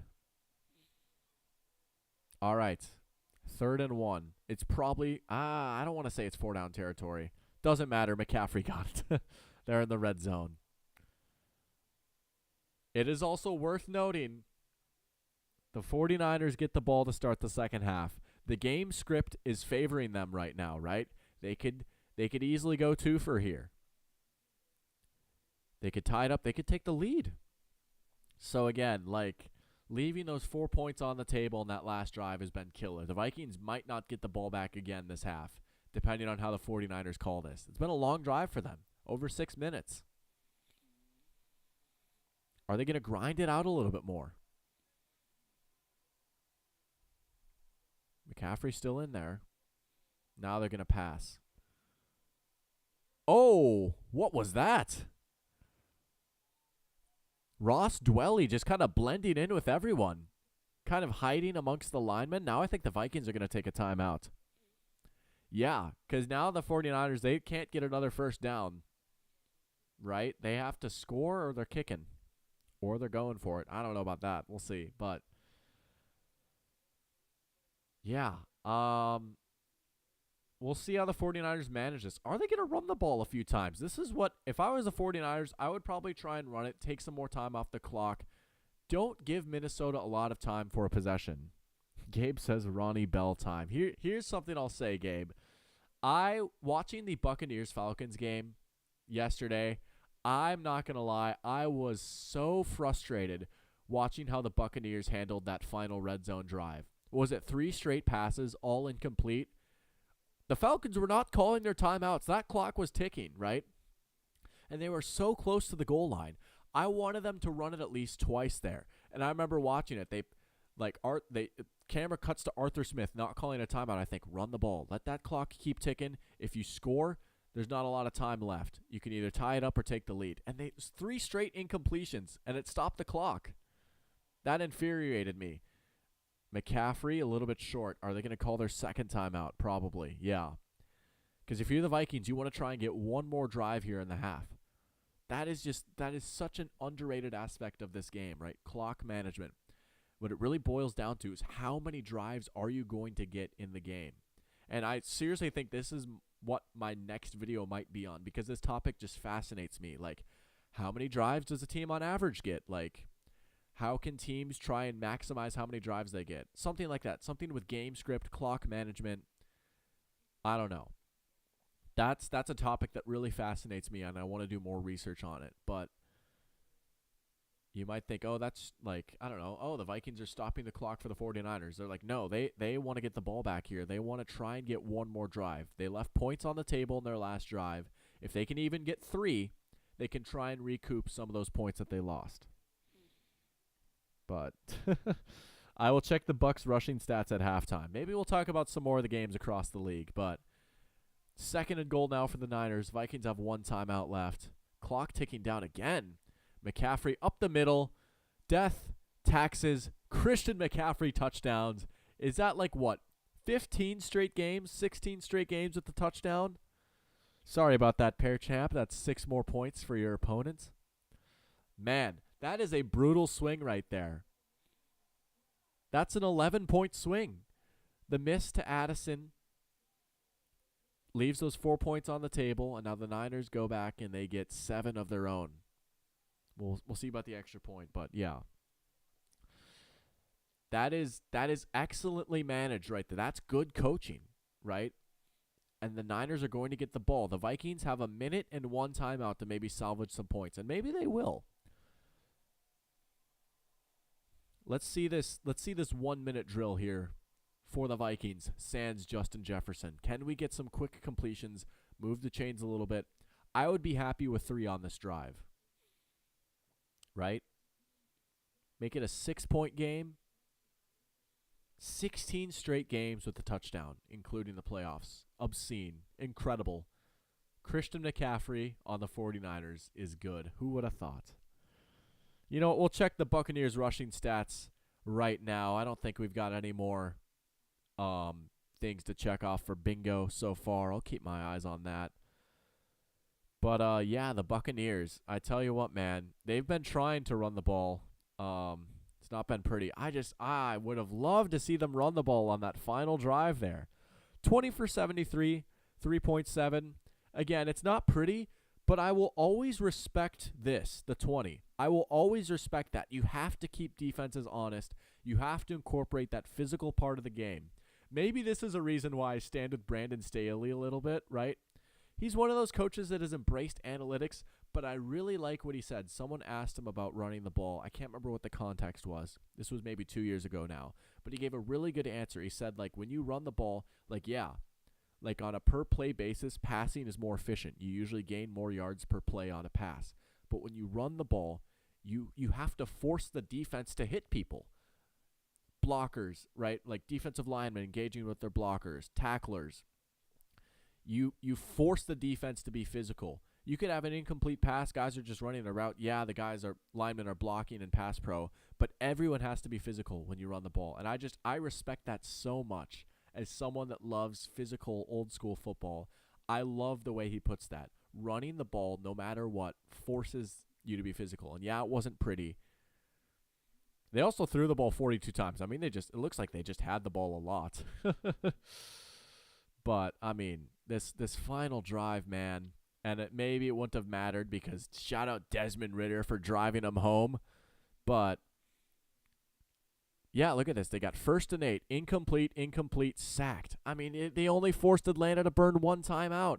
Almost no time came off the clock. They were at the 8-yard line. At least run it on 1st down. That's just me personally, but big drive for the Niners there. CMC punching it in. Here we go. There is a signature long Niners drive, and again, that's just kind of been what's plaguing the Vikings. Their offense has looked pretty good, but it has not been out on the field that much. Also, I love seeing Target Field lit up purple. Nice little shot of downtown Minneapolis, beautiful city. But here we go. I mean, we have a decent amount of time, right? 1:01 and a timeout, right? It's easier to stop the clock on offense than defense. Let's see what we can do. Let Kirk cook. Here comes the classic Monday Night Football graphic. Parachamp says CMC is a beast and dangerous. Hope the Vikings defense can keep slowing him down. How many fantasy points does he have right now? I wonder. He's got the 6 from the touchdown, take away 2 from the fumble. That puts him at 4. How many catches does he have? I don't want to spoil. He's got 35 rushing yards. I didn't see if anything happened. Quick pass from Kirk Osborne. He's going to get out of bounds, so that helps. No, wait, did he go backwards out of bounds? The clock is still running. That's so tough. There's a rule for that, I know. I don't know the exact rule, but here comes Bosa. Kirk over the middle. TJ. Oh, a lot of time going off there fighting for the extra yards. I mean, you can't just go down, obviously. Now do you call your timeout? You kind of have to. We do have a fresh set of downs to work with, so maybe we can spike the ball if we get a chunk play. Well, if we get a chunk play, we're getting a first down, but Gabe says the Bucks are by far the worst rushing team in the league. I will look at their rushing team stats at halftime. Again, it is frustrating, but there is a lot of me that respects that they're still trying and they don't just go away from it. Because that has been a problem for the Vikings this season, is they've just gone away from it. I honestly think that's why the Vikings lost to the Buccaneers. The Vikings barely had the ball in the second half. They just refused to run it. They refused to get any sort of rhythm. I will always respect a running game, even if it's ugly. There is a space for running the ball. There will always be. There's John Lynch. What a hire for the 49ers. Who would have thought that John Lynch, Hall of Fame safety, would just be an unbelievable general manager? See, what are we doing here, though? We don't have a timeout, and we're dumping it off to Madison 2 yards down the field. Like, what are you even doing there? We're going to spike it, but, like, we just traded, 10 seconds for 4 yards? And now it's third down. I don't agree with that decision. Ooh, he got lit up, too. I would have rather had an incompletion there than gain 4 yards and have to spike the ball and burn it down. And it takes time to spike the ball still. So now we got to have something towards the boundaries, right? We're kind of boxed in a little bit. And it's caught by Addison. Oh, forget everything I ever said. Oh, Jordan Addison, touchdown. It's another Minneapolis miracle. Jordan Addison snagged it away. 60 yards for the Rook. Welcome to Carter and Moss 2.0. It's Jordan Addison. We scoring all night. Let's go get paid. Let's go get paid. Jordan Addison. He gets his revenge on Charvarius Ward. He rips it away. It was in his hands, and he says, "No, sir. Down on the ground you go. Touchdown, Vikings." And they're going to take, hopefully, a 10-point lead into the locker room. Kick is up, and it's no good. And it's no good. That's why you never assume the kick is good with the Vikings. The ghost of Greg Anderson is back. Greg Joseph meet Gary Anderson. We're going to check that one off. He missed the extra point. What a play by Jordan Addison. And then to keep running. I was about to get so heated. I was like, why are we throwing down the middle of the field? We're not going to be able to stop the clock. We're padding the stats. Jordan Addison ripped it away. A little shrug there. Oh, man. Oh, look at KOC. How about it? How about it? You like that? Let's go be frauds, right? That's the message. That's the team motto this year. Last year, whatever. You know what? Deep down, maybe I knew the Vikings were frauds, but I was going to deny it and enjoy the ride. This year, we are absolutely going to be frauds, and we're going to ruin teams' seasons, right? Let's go ruin the 49ers seeding, even though it might help the Eagles, and I like the 49ers more than the Eagles. Whatever. Let's go be frauds. Let's do it. Let's go be lucky. That is a Kirko Chains moment. You're absolutely right, Gabe. That is a Kirko Chains moment. He's throwing it down the middle of the field. There's no way we can stop the clock. It's a ball that probably should have been intercepted. But Kirko Chains says, nope, I'm going to motivate Jordan Addison to rip it away and get a touchdown. Objectively, that is probably a dumb play, right? You're forcing it down the middle of the field. Even if he catches it, I mean, unless something like that happens, right? You can't stop the clock. But it's a Kirko Chains moment. It is a Kirko Chains moment. That has to be a Kirko Chains moment. Pear Champ says, Addison the new Jefferson? I'll take it, man. Jordan freaking Addison, man. How about it? The kid out of USC and Pitt. The Vikings are up 9 at halftime over the 49ers. Can you believe it? Oh, man. Not for Big Kirko. Man, we better get Kirk the biggest chain ever if we win this game. Oh, let's go crazy, as a wise man once said. Oh, man. All right, we can't get too excited though. We got a whole other half of football to play. This is the San Francisco 49ers we're going against. Very encouraging. But it ain't over till it's over. But man, Jordan Addison, the Jordan Addison breakout game, 100-plus yards, we might have hit that one too. He's at 95 already. 95 and 2 touchdowns. Could have had a third. We're out rushing the 49ers right now. That's just shocking. This is happy Vikings doctor, by the way. Have not really seen that so far this season. Man, ask Christine. We were watching the Vikings-Bears game last week. I was like, yay, we won. Nah, this week, oh yeah. Let's beat the 49ers, right? A man can dream. A man can dream. Look at Kirk showing up right now. 212, 2 scores against the Niners? Look at that. Let's get the sour cream.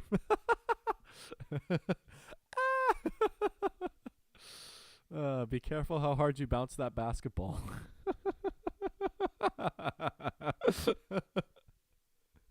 Anyways.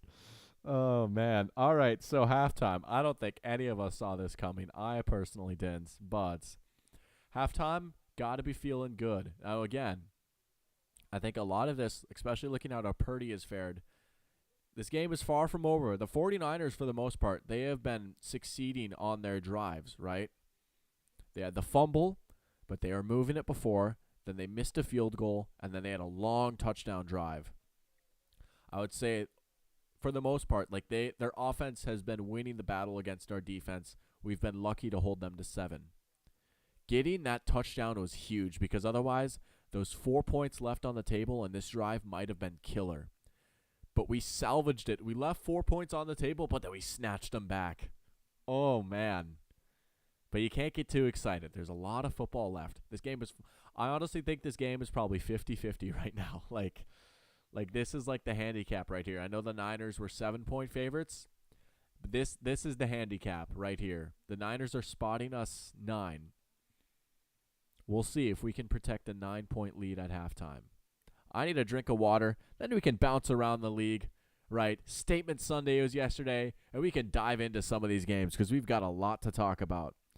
Oh, okay, Gabe has a good question. Actually, I'll ponder this while I drink. He says, if you'd like to, can you name some trades you'd like to see some teams make? Deadline right around the corner. I got you, man.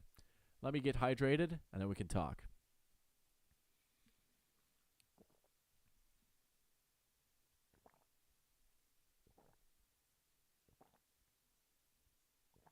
Oh, man.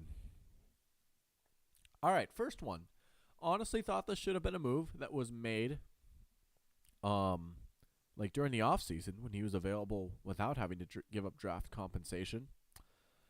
I would love to see the reigning Super Bowl champion Kansas City Chiefs add to their wide receiver room. There's a team in the AFC that seems to be selling right now, as in getting rid of players. They just got rid of Kevin Byard today. Kansas City Chiefs, it's abundantly clear you need a wide receiver. Go get DeAndre Hopkins. What are we doing here? You had the chance to sign him. You didn't. Don't fully know why. It's not even like he cost that much. I get you also wanted to save money for Chris Jones. But if you're the Kansas City Chiefs, right, what do I say? Seize the day. You're 6-1. Get even better. I mean, truly. I cannot project how much longer this success is going to last for the Chiefs, right? Mahomes is very expensive. He's going to continue to be expensive for a while. I mean, they had to fight tooth and nail to bring back Chris Jones. This might be Chris Jones' last season with the Chiefs. This offensive line is pretty good, but very expensive. Kelsey's getting older. I mean, truly, if you're the Kansas City Chiefs, what's the quote from The Office, right? Andy Bernard. I wish you knew you were in the good old days, like when you were actually in them, something like that. These are the good old days, KC. Do everything you possibly can to maximize this window. Go get DeAndre Hopkins, right? If Kevin Byard takes only a fourth and a fifth, right? I mean, would you, if you're the Chiefs, would you trade a third for D-Hop? I absolutely would. It's probably still the biggest need on the team. It was very encouraging to see the passing game come to life. Go get DeAndre Hopkins, right? I'm sure he's available. I mean, I can't promise that, but like if the Titans are going to be trading away Byard, like I don't know. If you're going to trade away one of your best defensive players, maybe you can take a third-round pick for an aging wide receiver that you kind of reluctantly signed. So that would be my number one, right? Or just trade for a wide receiver in general. I get they just traded for Mecole Hardman. But that's it. Is that all you're really going to do? Like, you might still be the top dog in the AFC, but first of all, right, if your goal is to win the Super Bowl, you got to worry about the Eagles. You got to worry about the Niners. You still got to worry about the Dolphins, even though they lost. Like, you got to worry about the Ravens even. Do everything you can to just, like, dominate. So that would be my number one suggestion, right? Go get a wide receiver. DeAndre Hopkins seems like one that makes a lot of sense. I've seen people say, like, oh, like, after the Cowboys lost, and again, this is what I'm talking about with the Cowboys' overreactions, right? The Cowboys lose to the Niners. All of a sudden, CeeDee Lamb is in trade talks, and it's like, no, they're not going to trade away their superstar wide receiver on a rookie deal. CeeDee Lamb is not going to the Chiefs, as fun as that might be. Devontae Adams, that would cost a pretty penny, but I would do it, right? If you're the Chiefs, would you give up your first-round pick for Devontae Adams? I would. So, Chiefs go get a wide receiver. I think DeAndre Hopkins is the most realistic target. But if you really want to get cuckoo, yeah, call the Raiders about D-Hop. Or, excuse me, D-Adams. D-Ad. Pearchamp says, my brother in fantasy is down 12.5 points, but he has Addison and Ayuk. He might pull it off. It would be his first win on the season. Let's go, Pearchamp's brother. Let's go. I think it's going to happen, right? I don't know.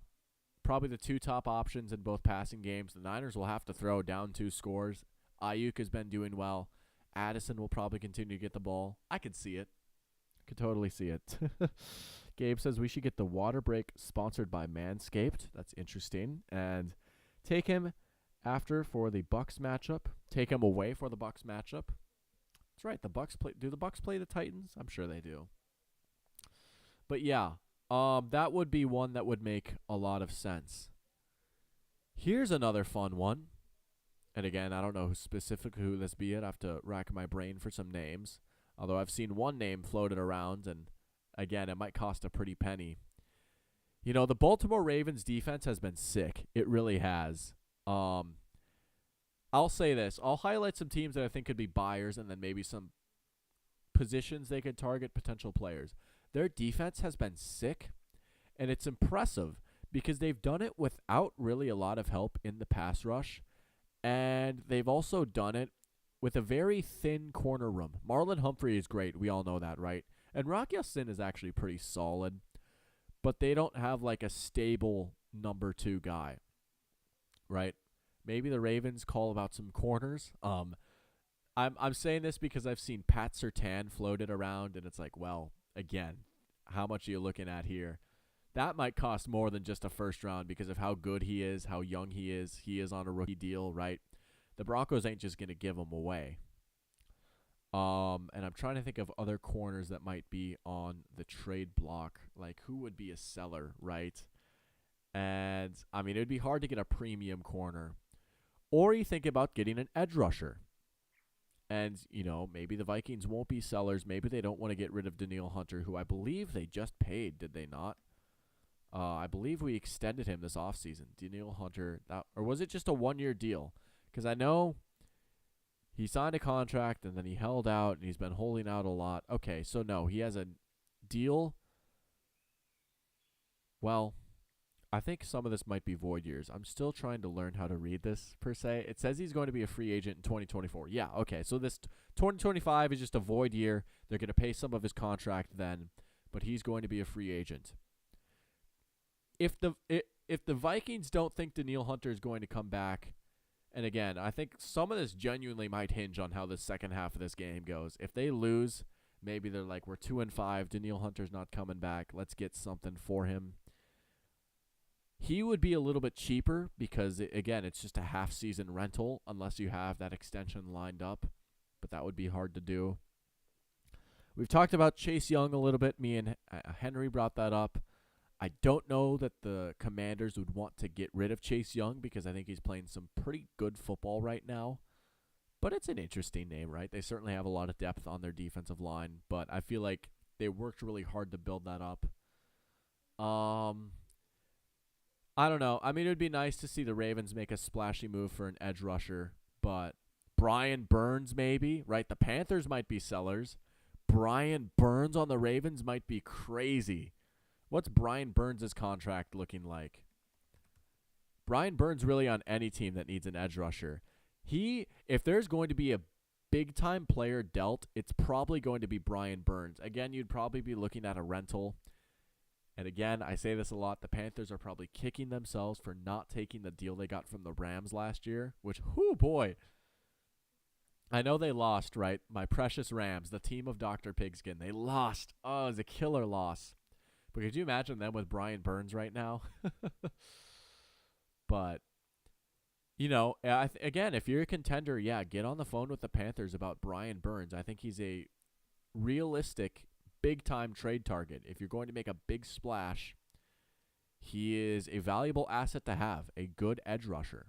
There's a lot of teams that could use that. The Ravens are one of them. And I feel like he could fit in their 3-4.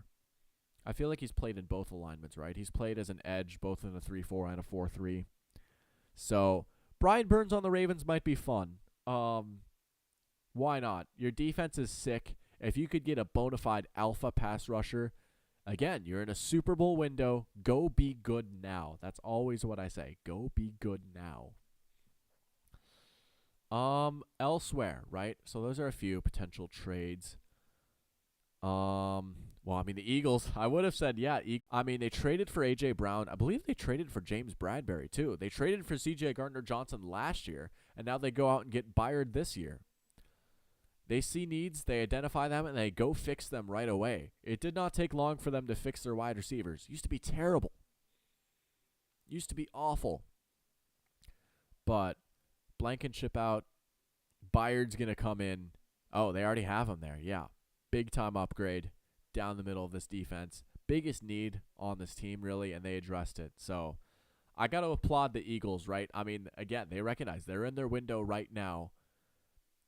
Not going to last forever. Yeah, they've got a lot of young players, but this core is not going to stay together forever. So go be good now. That's really my motto for the trade deadline. If you're a buyer, buy. Like, be serious about buying. I'd love to see the Jacksonville Jaguars be buyers. They're another team I'd love to see maybe go after Brian Burns, right? Josh Allen's having a career year. Trayvon Walker, still a little inconsistent as a pass rusher, but he's shown improvement. I would love to see him maybe rush from the inside more, but go get another edge. All right, that's all we've got for now. It's time to get back to the game. Second half is about to start. Boom! Second half underway. Shout out Paul Allen, the GOAT PA. Here we go. Good question from Pear Champ, actually. If we're talking about the Titans being sellers, what would you say would happen first? Derrick Henry retires or goes to a new team? I could totally see him getting traded if the right team calls another team. And shout out Greg Rosenthal for floating this idea on Twitter. How about Derrick Henry on the Ravens, right? Their backfield is kind of banged up right now. They like to run the ball. They're a power run team a little bit. Of course, they've got that speed element with Lamar. They pass the ball a little bit more now. But how about Derrick Henry on the Ravens? I'd love to see that. I would say change teams first before retire, but maybe he shocks us. All right, here we go. First play of the second half. Purdy under siege. He's going to escape. Dean Lowry getting chased. And a good job to minimize that right there. He got about a yard. Purdy doing what he could right there. To get 1 yard out of that is not terrible, I guess. Looked like a mostly broken play. Look at the hustle by Dean Lowry. But yeah, that I would say probably trade or change teams first for Derrick Henry before retirement. He's certainly, I mean, I've said this so many times, you know what I'm going to say at this point. He's still good. He's just not 2,000 yards Derrick Henry. 2nd and 9. There's Jennings. Jennings has been eating so far. We've seen Jennings a lot, and it makes sense without Debo, right? He essentially becomes their second wide receiver. And they've still got CMC. They've still got Kittle. They've still got Juszczyk, Ayuk, right? So there's still probably like 4 guys ahead of him in the pecking order. Maybe not Juszczyk. But, yeah, we've seen him a lot. Big 3rd down right here. 3rd down and 1. A stop right here would set the tone early for the Vikings. Get that ball back. Force a 3 and out. Crowd is loud. Love to hear it.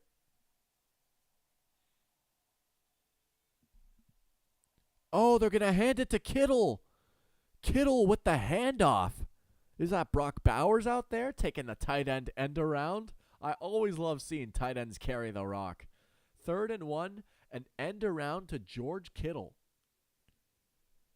Not being goofy right there. Not being a little goofball, so we won't check that off. Still haven't seen Juszczyk get a carry, but we did see George Kittle get a carry. Interesting. All right. Big 1st down for the Niners there, right? Try and take this crowd out of it a little bit. If they can get a touchdown here, kind of sends a message like, we're not going quietly into the night. Pitch, McCaffrey. Oh, blown up in the backfield. Absolutely mauled. Oh, baby. How about that? Great play right there. Oh, man. Look at that. DJ Wanham. I remember I think it was 2021, he had like one of the most bizarre like 8 or 9 sack seasons ever. Like he was amongst like the bottom of the league in like pass rush win rate, but he was the king of the coverage sack. But look at him making a nice play in the run game there. DJ Wanham. Now the crowd is fired up a little bit. Play clock running out. They got to take a timeout. They need a timeout. TO for the 49ers. DJ Wanham blows the play up, and the Niners have to call a timeout. I'm not kidding. DJ Wanham had like a random season where he got, it might have even been like 10 sacks.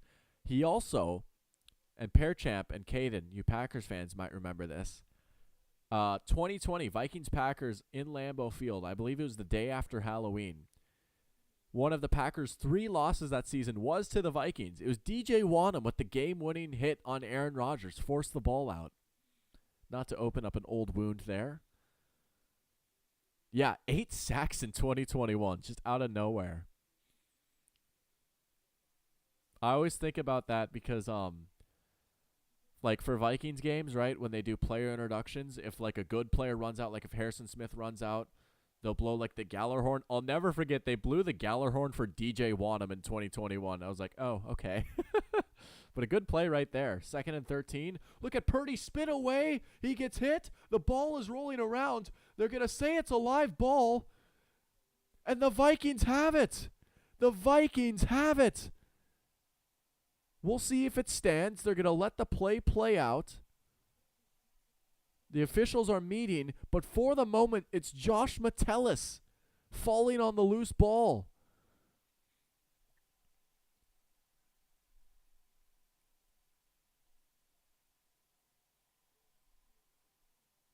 They're going to call it a fumble on the field. Oh, I don't know. It's close.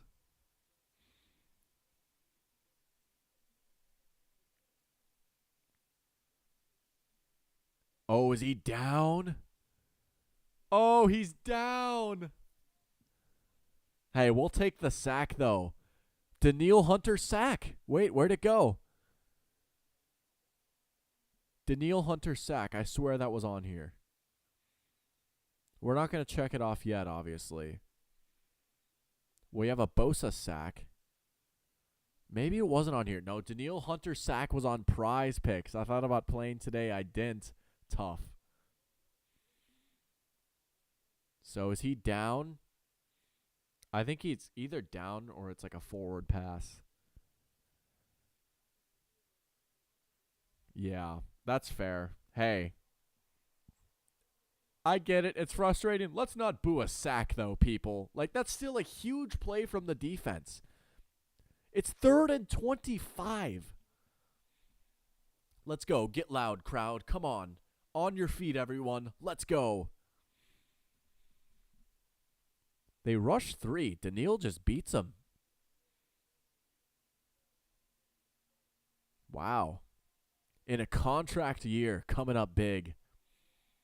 All right, 3rd and 25. Please do not soil this opportunity away. We saw, I was here a few weeks ago, and I saw Mahomes pull some magic on 3rd and forever. Batted at the line. It's batted at the line. Oh, yes, the suit men. I don't know their names, but, it's been a minute since I've seen them. It's 2 guys. They always pull up in purple suits, little I don't know if it's bowler hats or trilbies, and they've got the aviator shades and the Vikings horns. Some true fans, not plants, real fans. Let's go.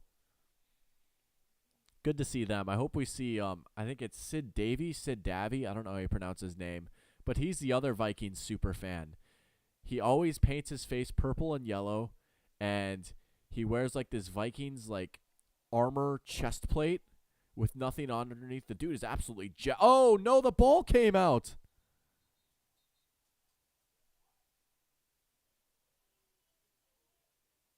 We got it. Goodness gracious almighty. Can we please stop fumbling on special teams? They said he was down anyways, but oh my goodness. But yeah, let's look him up. My dad always called him Steroid Man because seriously, he was so jacked. It looked like. And you might have seen his Instagram handle. This guy. I don't know if you guys have ever seen this guy before watching Vikings games. I swear he goes to every game, right? Absolute legend. And you might have seen his Instagram handle, right? 100% cheese free. He does not eat cheese as a way to protest the Packers. 100% cheese free. He boycotts cheese. Private account. I respect that. But yeah, and he also used to catch Randy Moss, I believe, for his touchdown celebrations, right? Yeah, look at that. Now, this dude is an absolute legend. Him and Paul Allen, more than anyone else, deserve to see the Vikings win a Super Bowl. But yeah, shout out Sid Davy. It's Davy or Davy. I don't fully know how to say his name, unfortunately, but absolute legend. Vikings super fan. But, hey, defense gets a stop. A couple of big plays, right? We got the sack, the play in the backfield, batting it down at the line. Defense has come to play. Shout out Brian Flores. And I got to say, right, it's a little bittersweet because I'm going to be honest. Again, the Vikings defense, they haven't been unstoppable. They haven't been this unmovable object, right? But they've been playing so much better compared to last season. I genuinely wonder if this is the only season we're going to get a Brian Flores. He's done such a good job. There's a very real chance that he's a head coach again next year, and honestly, he probably deserves it. It's fun to have him. Man, it would have been better to have him last year, right, when we won 13 games, but much, much improved on this side of the ball. It's just so refreshing to see how aggressive we are now. So, absolutely, he's been an impact. He's been one of probably the best hires in the NFL, in my opinion. But Gabe says, go blue. Shout out Josh Metellus. I love Josh Metellus. That dude is a grinder. He's captain now this year for the first time. He signed a big extension, right? Dude worked his butt off as a special teamer. He sees the field a lot more on defense now. He is a grinder. I love Josh Metellus. Showing downtown Minneapolis again. Look at all the buildings lit up purple. Gotta love it. Gotta love it. One of the 2 twin cities. And there's the bank. The U.S. Bank Stadium. A lot of red here, I gotta say. Shout out 49ers fans who are traveling well. Kind of unfortunate a few times now. We've seen a lot of opposing fans show up in our stadium. A lot of red here, but it's still loud. Play action for Kirk. He's got time. He's going deep down the field, and he's got KJ Osborne. Chunk play to start things off. KJ, big play. KJ, all day. Let's go. Play action again. That is the staple of this offense. The Vikings run more play action than any other team in the league. That's true. You can look it up. Kirk Cousins loves his play action. Play action again. Back to back. Look at that. Hawkinson. He's back. He wasn't hurt. TJ, go down. Still can't believe that happened. I cannot believe that happened. KJ all day. Oh, yeah.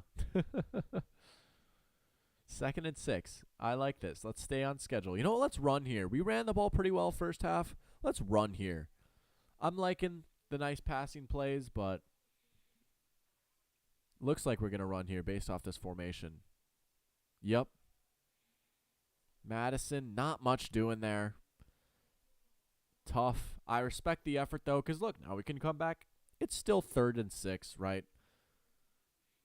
Maybe not fully on schedule, but could be a lot worse. It's not 3rd and long, I wouldn't say. 3rd and 5, technically, okay, they gave us a yard.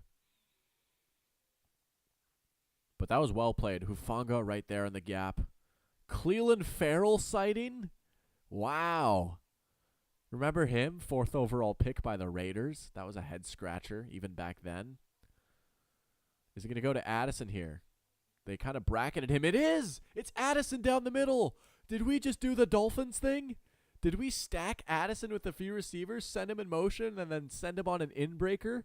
Did we just do the Dolphins thing? Maybe not fully, right? But look at this. That was kind of a pick play, but whatever. Wow, okay, look at that. Not an exact carbon copy. Tyreek would have been like 10 more yards downfield, but similar idea. Look at that. First down. Jordan Addison, over 100 yards. I would certainly say it's been a breakout game. There's Kirk going down. Randy Gregory, that's right. He's on the Niners. All right. Oh, we have a path to bingo here. This is very possible. This is happening so far. Again, I won't call like the full game ones. You can't call till the game is over, but it's possible. Sure looks like it right now. This is the downside of Kirk, though, right? As soon as the pressure's there, it's over. He can't buy that extra second. It's not his fault. He wasn't born with like supreme fast twitch muscles, but again, throwaway at best. That's what those plays are. Look at him move here, though. Look at that, moving around, and he's found Brandon Powell open. Now there's some laundry down, so we'll see about that. But for the moment, it's a big play to Brandon Powell. Ward is throwing his hands up like, what? Defensive holding? Hands to the face, illegal contact. Let's go. The play is going to stand. Brandon Powell, big play. They're picking on Ward a little bit. Ward got the best of them early. In fact, Ward has had solid coverage, I feel like. Oh, yeah, you can't do that, though. That's fair. That's legit. Powell got the catch anyways. We're going to get the extra yards. A little bit of hand fighting from both.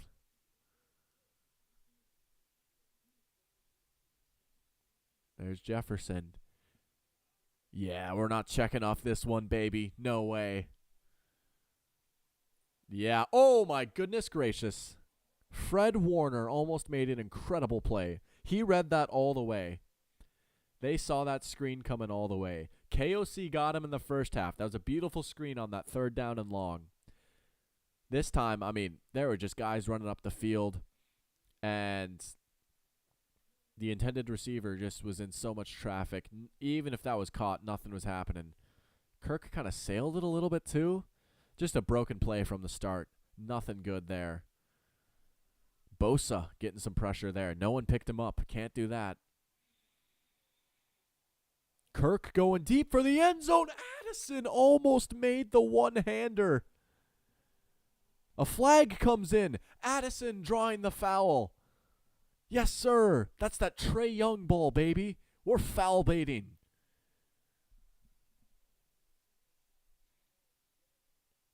Addison almost with an insane catch, but we might get some yards.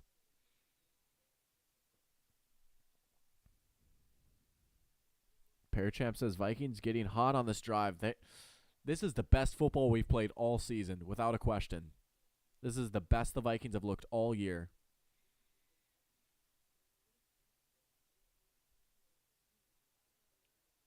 Pass interference on DeAndre Lenoir. I thought it was DeAndre. It's not. That's a hard name to pronounce. I apologize to Mr. Lenoir. I mean, yeah, he's grabbing his arm there. Maybe that's why he had to one-hand it. Oh, could you imagine if he made that catch, though? Would have been the Jordan Addison game. Maybe it still will be. Pretty good release right there. Joe Buck doesn't like the call. Are we going to try the tush push with Kirk? Yeah, no. We're not the Eagles. I think, if anything, what we've learned from this season is that the tush push is not broken. The Eagles are broken. Look at that. Fred Warner flying in like he's Troy Polamalu. Yeah. That play was doomed from the start. Look at that. Fred Warner's in the backfield before Kirk even starts to move. We're not the Eagles. Philly just does it better than everyone else. The play isn't broken. We're going to try it again. Are you serious? We fumble. The ball comes out. Now there's a flag down. Dude, it's not happening.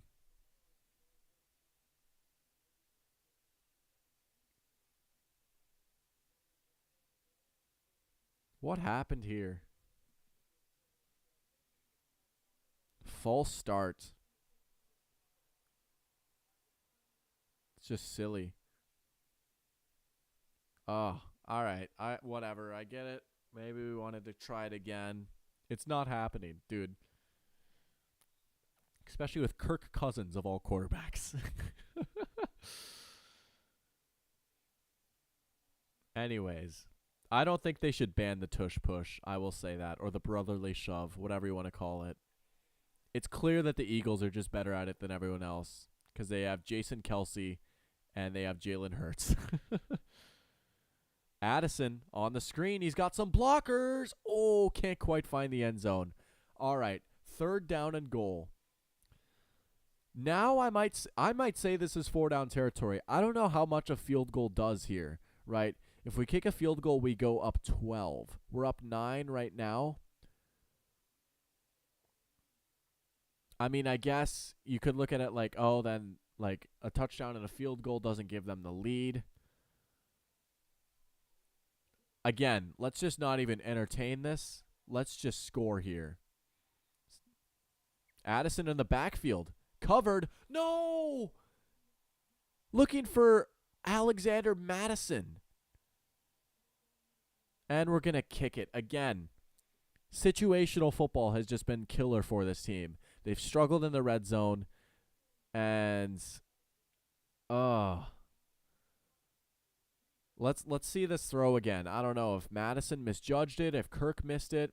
He kind of had him. There's that window right there. He had him. He threw it behind him.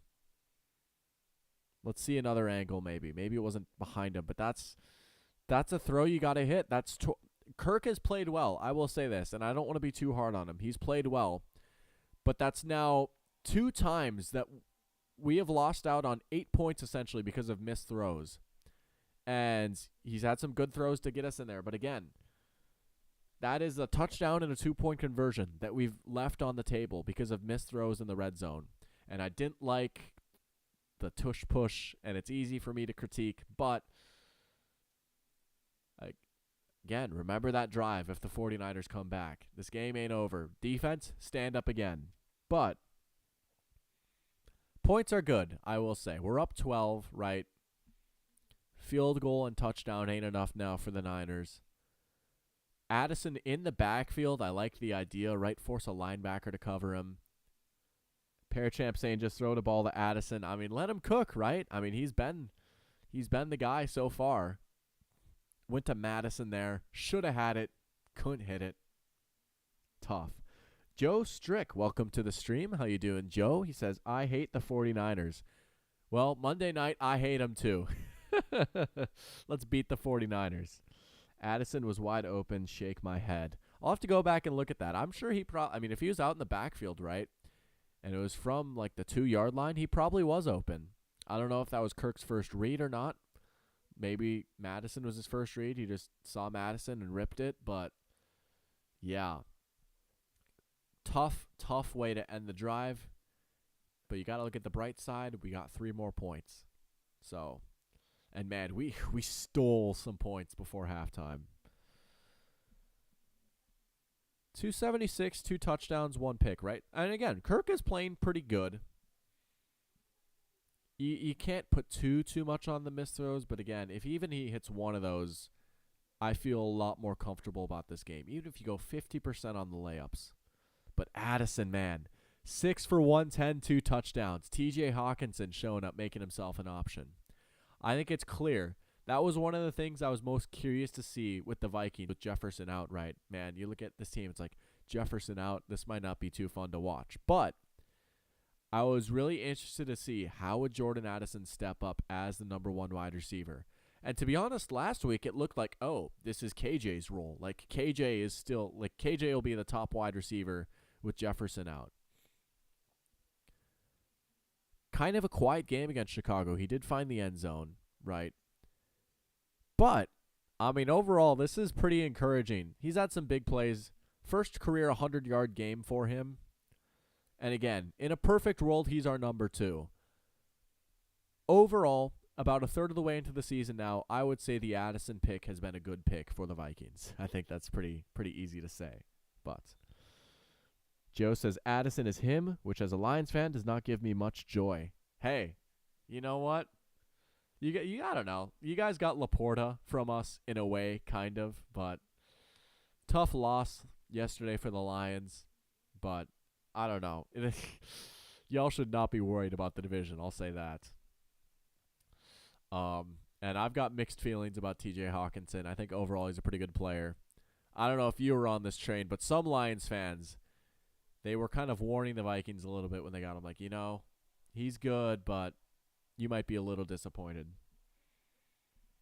Use check in the backfield. Still hasn't gotten his carry yet, so we can't check that one off. There's CMC with a catch. Oh, sorry, Pear Champ. There's 2 more points for CMC right there. 10-yard catch. Oh. This is a big drive here for the 49ers. Right, they got to get a touchdown here. 13 touches, only 44 yards and a touchdown for McCaffrey. That's a win for the defense. They've limited him so far. You wonder how long, though, we can just keep the lid on this 49ers offense. Deep shot, Kittle. There he is. Kittle winning downfield. There is a flag down. We'll see. But for the moment, it's a big chunk play for the 49ers. Metellus looks guilty. Yeah. Well, that was on Byron Murphy. Let's see. Yeah, I mean, it was a little bit grabbing. Again, it wouldn't have mattered. Kittle won on his route. Good game for him so far. Doing his little first down celebration. Not quite being a little goofball. We need a little goofier than that from Kittle, but big catch. Now here's McCaffrey in orbit motion. He's got a blocker in space. Uh-oh, there he goes. Touchdown 49ers. Kyle Shanahan, you mad scientist, you. Orbit motion for McCaffrey. Gets him in space with 2 blockers in front. No one touched him. Touchdown Niners. And in the blink of an eye, they're right back in it. Wow. And that might have ended the fantasy matchup for Pear Champ. Oh, that drive right there. They're just like, okay, you're going to blitz? Cool. Go, McCaffrey. Deuces. See ya. Yeah, they were they were ready for the Brian Flores blitz. You live by the blitz, you die by the blitz. Moody's extra point is good. Back to a 5-point game. Here we go. Here we go. Here we go. Vikings football is about to start, baby. The game is about to begin. Oh, boy. Gabe says, I hate it. I don't love it. I'll say that. As a fan of football, I respect that play. Again, it's just the Kyle Shanahan having an answer for the defense. He sees what the defense gives him, and he has the perfect play for it. That's good coaching. And McCaffrey, you get him in space, it's over. Pearchamp says, welp. Tough. How are you, Joe Strick? Welcome to the stream. I'm not sure if I've seen you in here before. Says you're a Lions fan, but welcome. Hope you're doing well. We're chilling. Of course, if you can't tell, I'm a Vikings fan by the Vikings hoodie. Here's a fun question for you guys. All right, so I have had this Vikings hoodie for a minute. I'll move the mic for a sec so you can see better.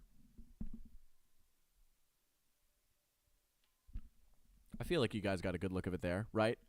Vikings hoodie. I've had this for a minute.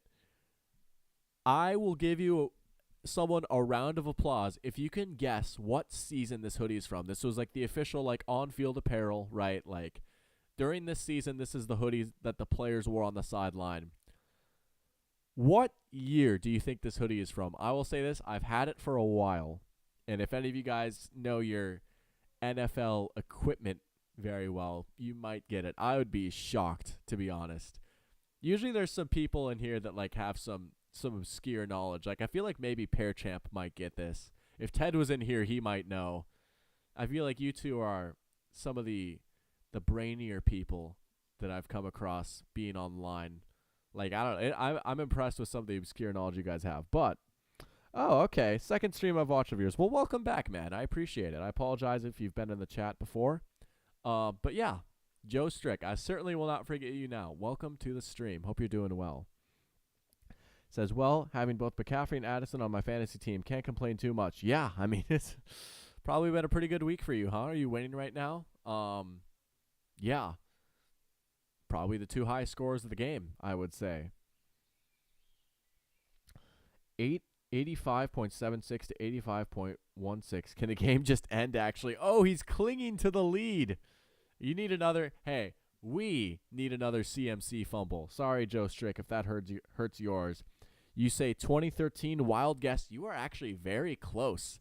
Not quite that long, but you are quite close. I'll give you another hint. I got this hoodie for Christmas.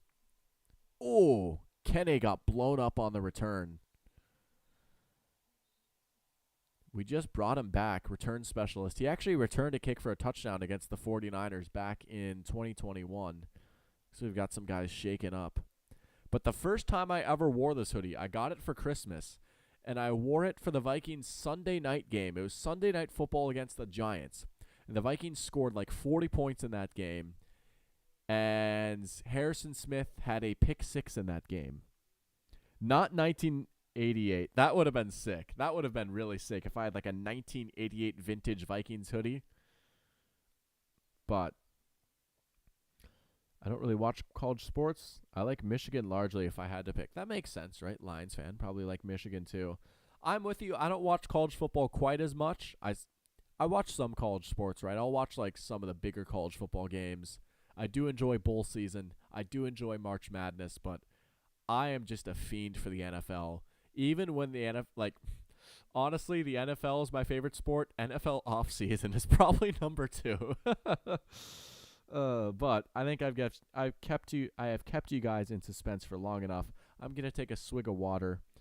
I guess I can't hear myself if you've heard my little hint yet, but I'll just say it after I drink my water here. I'll let you guys know what year this hoodie is from. It's been a while.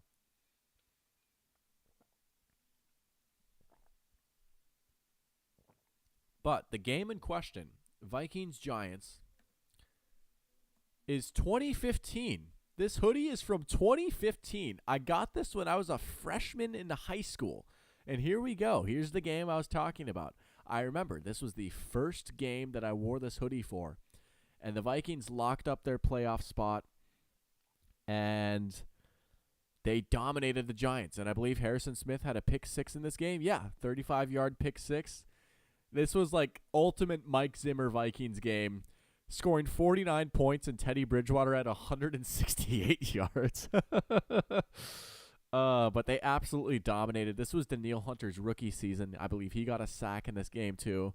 But I remember watching this game at my uncle's house with my dad and my uncle. And, man, we were just having a time. We were so happy, right? They locked up the playoff spot, blew out the Giants in prime time. That was a fun night. Honestly, a very underrated Vikings memory that I have. And I was rocking this hoodie, and I felt so sick. Caden says, take that back and say NBA now.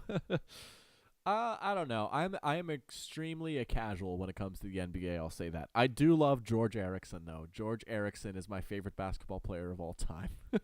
He's also the greatest basketball player of all time.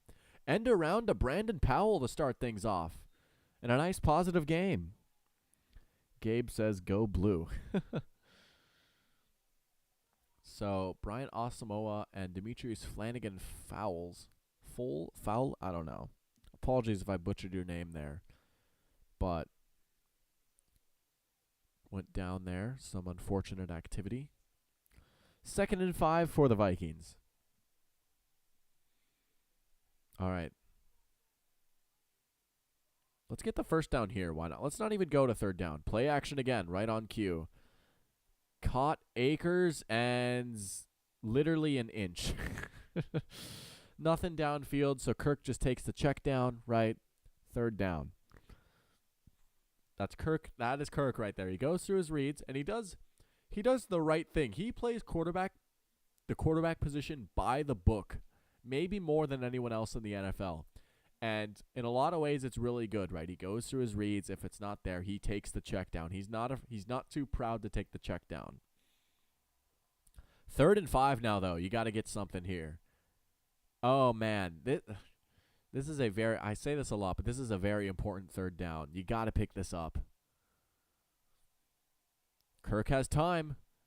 What a strike from a clean pocket. Brandon Powell again. Oh, man. What a throw. Look at that. Kirk with time.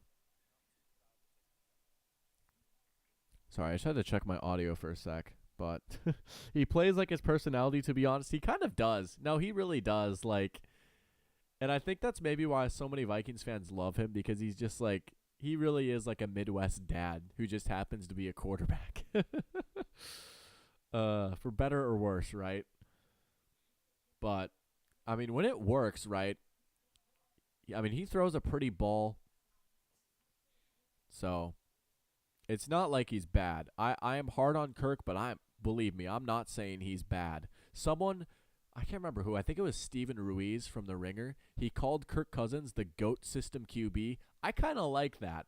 He is like the ultimate system QB. There's a reason why Kyle Shanahan, the guy on the other sideline, has always loved Kirk Cousins, right? Even back from when they were in Washington, Kyle Shanahan was the offensive coordinator. Kyle Shanahan and most of the coaching staff wanted Kirk Cousins. That was the deal. Dan Snyder wanted RG3, and he pretty much forced him to trade up to get RG3. But that coaching staff with Kyle Shanahan, Mike McDaniel, Matt LaFleur, Sean McVay, they all wanted Kirk Cousins. Hawkinson, first down. All right. So that was kind of the deal. It's okay, Dan Snyder's I'm the owner of this team. I'm going to run stuff. I'm going to get RG3. But then they're all right, obviously, we didn't want you to do that, but we're going to get Kirk too. They wanted Kirk. If they had their way, they would have had Kirk be the starter. But they adapted their offense to RG3 pretty well. That rookie season was legendary. But yeah, I mean, look it up. Kyle Shanahan has always been infatuated with Kirk Cousins. I mean, look at Matt Ryan, a Kirk Cousins type quarterback. Had an unreal year with Kyle Shanahan. Ty Chandler sighting, first down. Vikings continuing to cook. They've been moving the ball pretty well.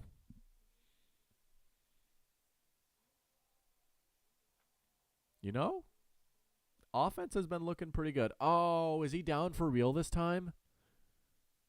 Hawkinson holding his foot.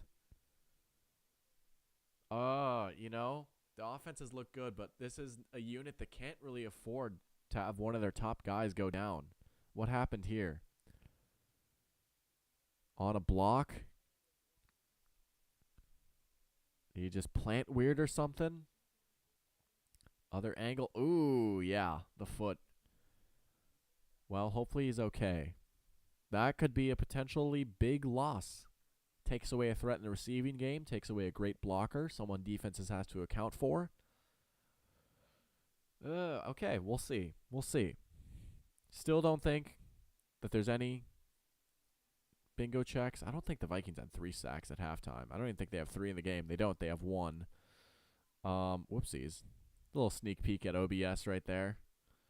Use check, I don't think is at a carry. We certainly haven't seen any shirtless 49ers fans.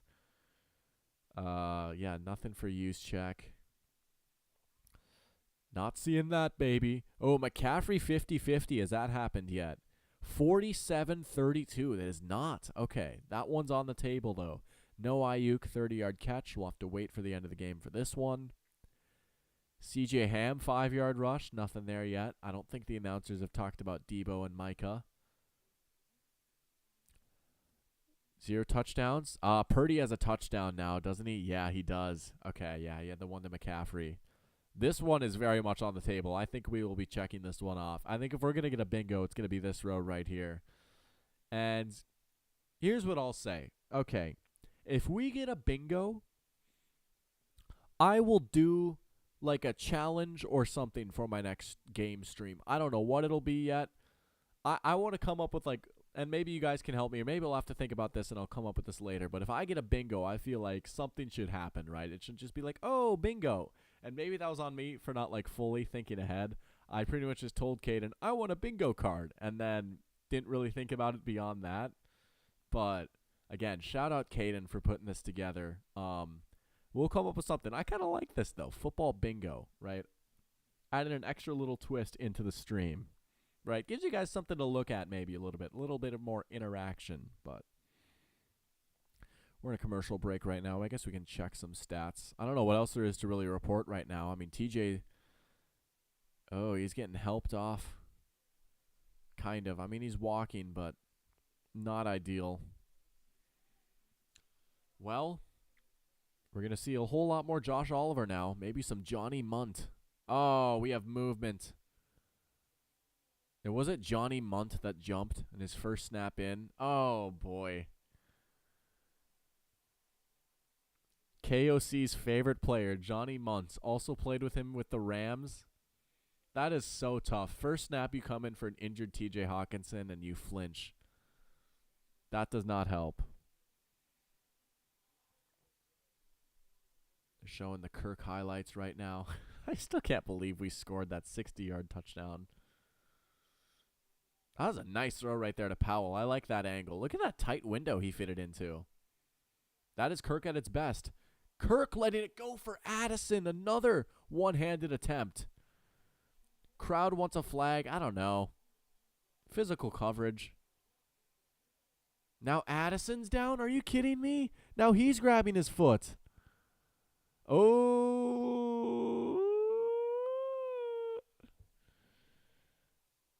I mean, if they're going to call that last one, I feel like that's similar. And Ward lands on his foot. Oh, no. That's so tough. Man. Well, hopefully he's okay. This does not look good. He's breathing pretty hard right now.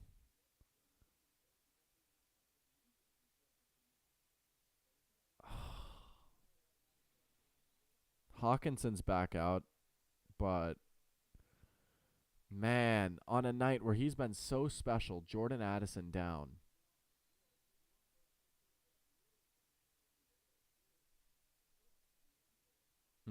Is that Lucky Jackson that we have out there?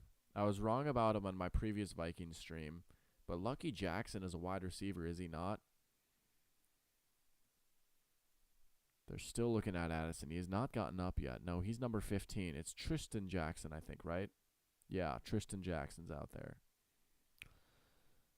Addison down, though. Man. Look at that elite company, though. They're showing a graphic right now. Jordan Addison, Justin Jefferson, Randy Moss. Rookies with 100-plus receiving yards on Monday Night Football. I tell you what, the Vikings have been a wide receiver factory. They cut to Jefferson. Okay, he's walking. That's good. But still.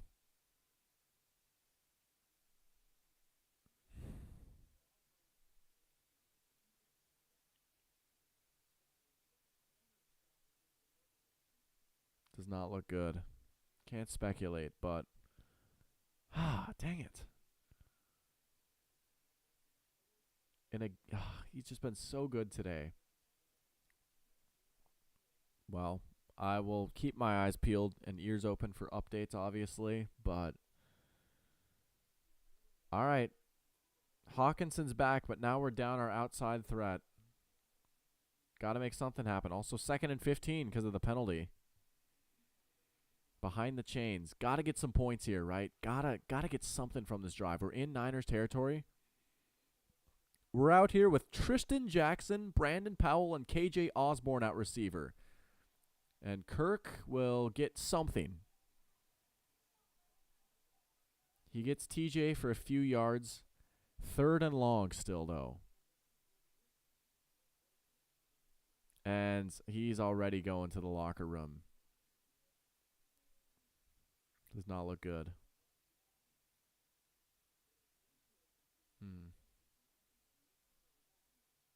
Well, Troy Aikman is saying we're in Greg Joseph range. Yeah, we are, but it's not a given. We got to get really creative now here. Let's at least get a little bit closer to the field goal attempt. All right, Tristan Jackson. Oh, he took a big hit to the head there. All right, I will live with that. Let's get some points. Let's make this an easier field goal attempt. But, oh, man. All right, Jordan Addison going to the locker room. Let's see what Greg Joseph can do. Greg the leg. He's 58% on 50 or more yards. I feel like that's pretty low. I get 50-plus yards as long, but it's not as long as it used to be. This is not a gimme. I don't know that he makes this, to be honest. It's good. Yes, Greg Joseph. Much needed 3 points. 8-point game. All right, the Niners need a touchdown and a 2-point conversion to tie it. That helps a lot. Scored on each of the last 5 drives. But again, you would like for more of those to be touchdowns. The field goal here, whatever, that's fine. We got behind the chains with some penalties. Lost a few guys to injuries. Again, I don't want to harp on this too much. But just as a Vikings fan that has seen it all, I cannot help but think that coming up short in goal-to-go situations twice is going to maybe come back to bite us. We'll see. There's a lot of game left, right? Defense can maybe stand up here, make a play, but it's hard to beat really good teams kicking field goals. But that, I will say, that field goal right there was a positive. I'm happy with the result of that drive. Defense got to come back out. Jordan Addison, man. I might be checking Twitter for Jordan Addison updates here.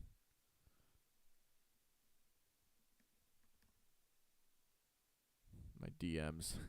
I have high school players send me their highlights because I used to work for like an online company that like wrote about like top high school players. So I like literally have like high school guys just like DM me their highlights, trying to like ask me to write about them. It's like, I don't really work there anymore. But yeah, this is the non-Dr. Pigskin Twitter I'm on, but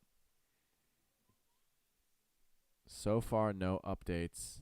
I guess when we know, they'll say something on TV, right? I guess no point in really scrolling Twitter that much, but 15 seconds before the fourth quarter, probably just one play before they change sides. That's probably why they haven't cut to commercial yet. They'll do that for the commercial for the quarter change. Let's go into the fourth quarter on a positive note. Let's make a good play here on defense. Yes, I'm saying let's. All right, I'm a part of the team.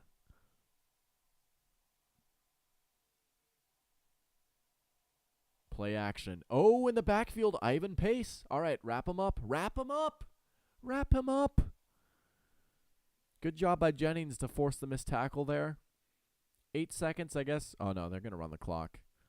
It's like, what, inside 5 minutes in the second and fourth quarter? That's when they stop the clock for going out of bounds. Fourth quarter. All right, here we go. Fourth quarter. Right? Can the Vikings close this out? They came into the third quarter with a 9-point lead. Now it's an 8-point lead. Can they close it out?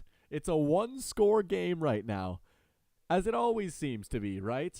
Can the Vikings close this out? We've got 1 quarter of football left. Vikings fighting for their season. Can they pull off the upset? 7-point underdogs at home. Can primetime Kirk show up and close it out? Oh, that turkey from Popeyes looks good. My goodness. Oh, I cannot wait for Thanksgiving personally. You know, maturing is realizing that Thanksgiving is actually an elite holiday. I used to not love Thanksgiving. I enjoyed having like school off, obviously. But now, as someone that thoroughly enjoys fall, thoroughly enjoys Thanksgiving food, and also, football, I truly cannot wait for Thanksgiving. I'm going to be going home for about a week on Thanksgiving. I'm going to just like miss my classes on Monday and Tuesday. I only have 1 class on Monday. I have 3 on Tuesday, but I can miss all of them. So I'm going to go home probably after work. I'll probably work on that Friday, come home Saturday, and then come back Black Friday. So that'll be nice. Catch up with some family and friends, right? Enjoy some Thanksgiving food. Watch some football. Enjoy the fall. Feel the nice, crisp, cool Midwest air. That'll be fun. Vikings played on Thanksgiving last year, if you guys remember that, against the Patriots. They got the night game. That was fun. Vikings won that game. Kene with a kick return touchdown. Jefferson had an awesome game. Y'all remember that? That was a fun game. Vikings-Patriots, Thanksgiving. Hydration break. Not sponsored by Manscaped, unfortunately. Sorry, Gabe. But we're going to take a quick swig of water, and then hopefully by then we'll be back to football.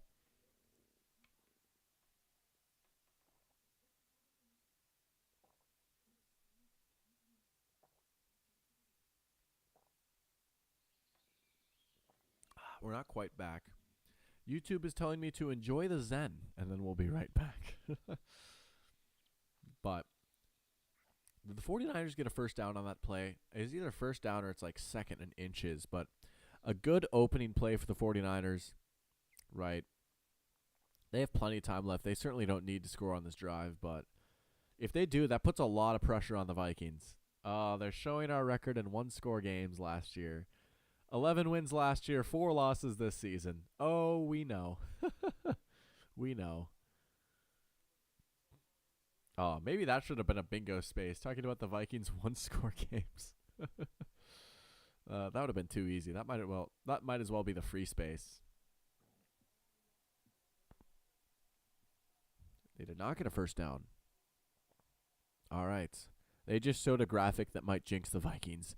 51-1 at home when leading entering the fourth quarter. That's crazy. Purdy on the run. Oh, what a throw and catch to Kittle. My goodness. Man. When Purdy plays with confidence and he does stuff like that, this 49ers offense is tough to stop. Because they can beat you in and out of structure. They can. He just zipped that one in there. That was a kind of tight throw. Bynum came up there, found Kittle. Kittle not being goofy, being aggressive there, kind of looking down at Bynum. Now McCaffrey, chunk play. Here come the Niners. Gabe says, I respect. Here's a stat. I don't know if this is true or not. I saw this on Twitter. But apparently, if the Vikings lose today, this would be the first time in franchise history that they would start out 0-4 at home, which is crazy. Again, their 2 wins are on the road. Now Kittle's shaken up, man. But apparently the Vikings have never started 0-4 at home before, but they could if they lose today. I might have to look that up, but that's what I saw on Twitter. Look at that. Niners already in Vikings territory. They've been moving the ball pretty quick. Purdy, wobbler. Him and Jennings not on the same page there. Here we go, third down. Jennings was like open, but I don't know. That pass was never coming close to him. That's an uncatchable ball. Maybe the refs from the Browns Colts game should see that it's an uncatchable ball. I don't know. You guys probably saw that pass interference call. Um, Someone on Twitter said Victor Wembanyama was not catching that. George Erickson was not catching that. 3rd and 6. All right. Come on. Come on, defense. Blitz being shown. They're going to rush 4. Purdy with time. Look at him move around. Sucking the defense in. Purdy off platform. Did Ayuk catch it? Vikings are saying it hit the ground. I don't know. Purdy throwing across his body like Brett Favre. Now they're going to try and go quickly. Let's see. Let's see. Oh, yeah, no catch. No catch. Challenge.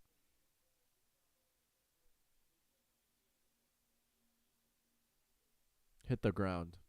Did the officials just call it incomplete? 4th down. Here we go. They're going for it. Oh, they're going to kick it. For as much as I praise Kyle Shanahan, he sure does love kicking field goals. 55-yarder for Moody. Oh, boy. You know he's going to make it, right? Yeah.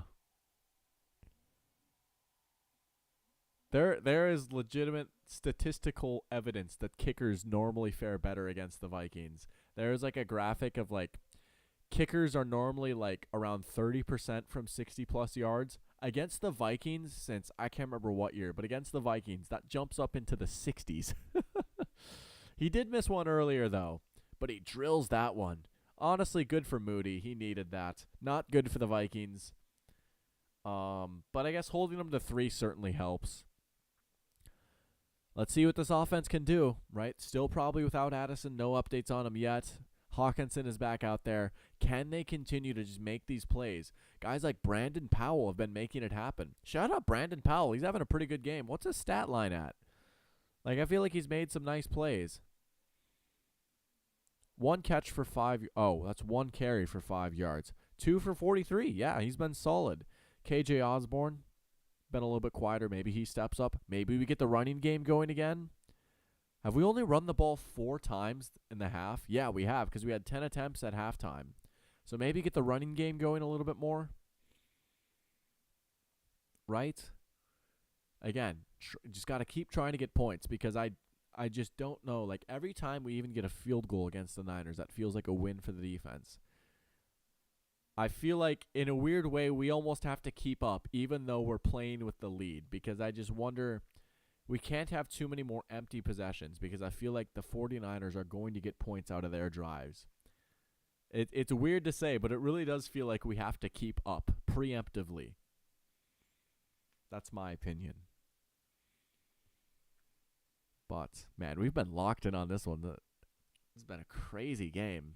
As it always is, it's the Vikings. You guys know this by now. Vikings football is chaotic, to say the least. But Kirk, 324, 2 touchdowns, right? Pretty good. Brock Purdy, 125 passer rating. That was a thing, right? Was it the passer rating battle? Where did it go? Purdy QBR higher than Cousins. Right now, that is the case. We'll see if that holds, but right now, that is the case. Might not do much as far as bingo implications go, but this one and this one, man, I feel like it's going to happen. We got our Kirko Chains moment right before halftime. No CJ Ham yet, no Debo Parsons, no shirtless 49ers fans. Man, they sure love showing downtown Minneapolis. All right, let's see what the offense has. Gotta answer. Even a field goal, fine. Put it back to 8. Decent return. All right. I would like to see us run the ball here on 1st down. Again, downtown Minneapolis. That should have been a square. Over under 6.5 times they show downtown Minneapolis. Next week, it's Raiders-Lions. That is a game. Man, remember when I was like, the Raiders might go one game above 500? Woof. They got killed. And it is Tyson. Is it Bagant? Bagant? I feel so bad. I still can't get his name right. I got it wrong yesterday. My apologies. I'm not familiar with your game. And that is a play that's doomed from the start. Madison in the backfield. There's Dre Greenlaw. Yeah, that just had nothing doing from the get-go. Oh, look at them. They're holding hands. Oh, is he injured? I'm a terrible person. I'm so sorry, Dre Greenlaw. He looks to be in pain. That was rough. Okay. I apologize about that. I saw Dre Greenlaw grab Fred Warner's hand, and I was like, oh, like fun little linebacker duo. No, he looks to be in serious pain. All right, that was terrible. It's a good thing my audience is small. I would have gotten canceled. Man. That was like scary. Like his hand was like shaking. You can hear a pin drop right now.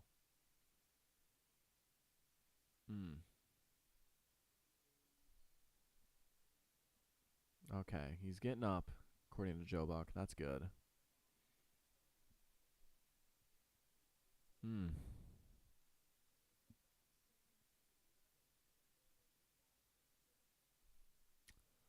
All right, well, injury timeouts. Looks like they're going to take a break. 2nd and 11 when they come back. Not a good opening play for that drive. Again, those Niners linebackers, they sniff it out when it's there, right? Like, for the most part, they've really been doing that all game.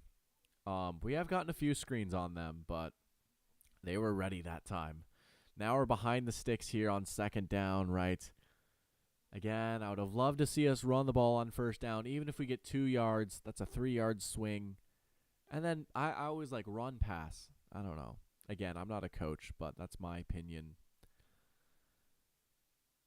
What do we have here, right? Because now 2nd and 11, you could still run it, but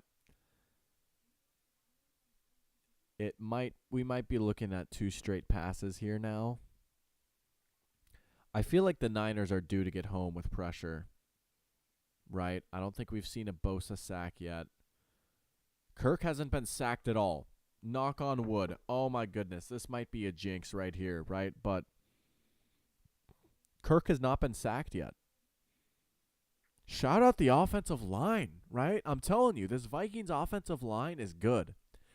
There are a lot of Vikings fans that still like to blame the offensive line for everything. Oh, no, this is a good unit. Darisaw, O'Neal, Bradbury's been better, right? Even Edward has been a little bit better this year, right? This offensive line is playing pretty well. Parachamp says Vikings need to run again. Yeah, I mean, look at 4 attempts here in the second half. Only 4 rushing attempts. I do not like when we completely abandon the running game. You need it to try and stay on schedule a little bit. Again, you could run the ball. Heck, you could have even gained a yard. But if we're going to be trying to play it safe with like these little screens and stuff, like again, we're sans Addison now, right? And that certainly hurts our passing attack. I don't see him out there. I don't think he's coming back out, to be honest. At this point, I just hope he can play again this season. But 2nd 11, now we're going to pass, right? Okay. That was all right. Osborne. But now we're looking at maybe a 3rd and 6, 3rd and 7. And here's where the 49ers might dial up some pressure. Not necessarily where you want to be. And especially now without Addison, who's going to go get that bucket? Is it Hawkinson? Well, Hawkinson versus Warner, that's a matchup right there. Who are we going to call here? What's our answer here? Oh, is that Dre Greenlaw back out already? That's good. Oh, Powell. I don't know if he secured it. They're going to call it a catch for the moment. Brandon Powell. What a game from him. Talk about next man up. Did he catch this? Hands underneath. He did. That's a first down for Brandon Powell. Man, if we win, oh, Brandon Powell. What a game. 3 for 52, and all three of those catches have been big ones. We're going to pass again. Over the middle, it's Powell again. Another first down. It's the Brandon Powell game. Whoa. Who would have thunk it? Brandon Powell. He's been mostly a return man for us. Look at, they use TJ as the pick guy. Short little crossing routes over the middle of the field. Get Powell in space. Kirk is cooking. Look at that stat line. They're showing it right now. Well, they showed it for me. You guys are probably ahead. You're about to see this play. There we go. There's a run. Look at that. A good, honest run. I like that. Good, honest run on first down. Puts us right on schedule. That's like 4 or 5 yards. Opens up the playbook on second down. Good run by Madison there. They only give us 3. Felt like a little bit more than that. But look, they're showing the Vikings play selection right now. 39-15. Especially with the lead. I don't know. Pass. All right. Hawkinson lit up right away. My goodness. There's that 49er pursuit. And it's Charvarius Ward. We've called his name a lot. Some good, some bad. But a good tackle right there. I always respect corners that can come up and tackle. Right? Jalen Ramsey, Richard Sherman. Trent McDuffie's a great tackler. Love Trent McDuffie. Rave about him every week, it seems like. He had another great game yesterday. Here we go. 3rd and 4. Heavy box here for the Niners. Are they going to blitz? I think so. Yep. No. They're going to throw it up for Osborne. Oh, he almost made the catch. That would have been an incredible catch. Instead, it's 4th down.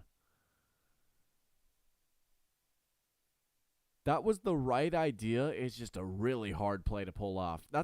I feel like that was a Justin Jefferson play, but we kind of called it for KJ Osborne there. Justin Jefferson makes that catch.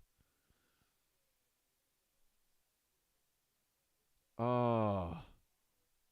Osborne has had the dropsies this year. It's a tough catch. He could have made it, but it would have been a heck of a grab. It's 4th and 4, and we're punting. ESPN Analytics, shout out Seth Walder. He's probably tweeting about this right now, says, go for it. I would have seriously thought about it. And the punt pulls into the end zone for a touchback. And now the Niners have a chance to take the lead. All right. Defense, we need you here. An all right drive. All right. Rico.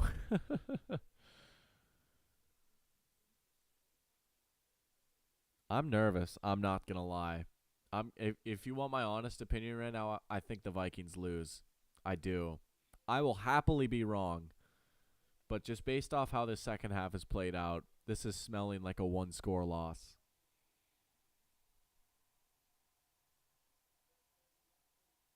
Prove me wrong, defense. Get a big stop here. And this is what I'm talking about. This is not on the defense. The defense has been balling out today. To hold the 49ers to 17 at this point, right? If the Vikings lose this game, I really don't think you can blame the defense. Offense has just left points on the table.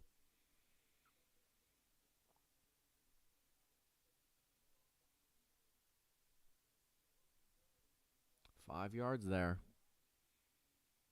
McCaffrey's got his 50 receiving. All right, he's 14 away from a 50-50 game. We could check that one off right here. We could get a double bingo potentially if Ayuk gets a big play. Purdy, time. Over the middle, Kittle again. Kittle's going for 100 today, isn't he? Happy belated National Tight Ends Day to George Kittle. What a game from him.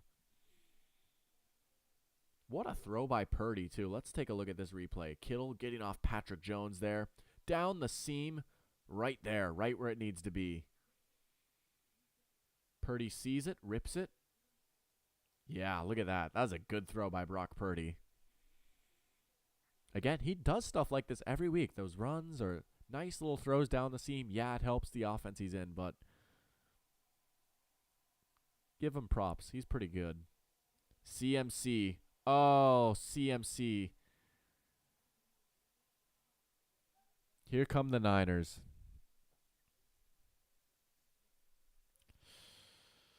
Ah, 2nd and 1. He's played all 44 snaps so far. That's crazy. Remember when I said that he was going to be split in time with Elijah Mitchell? Then I was like, you know what? No, what if we just do play him every play?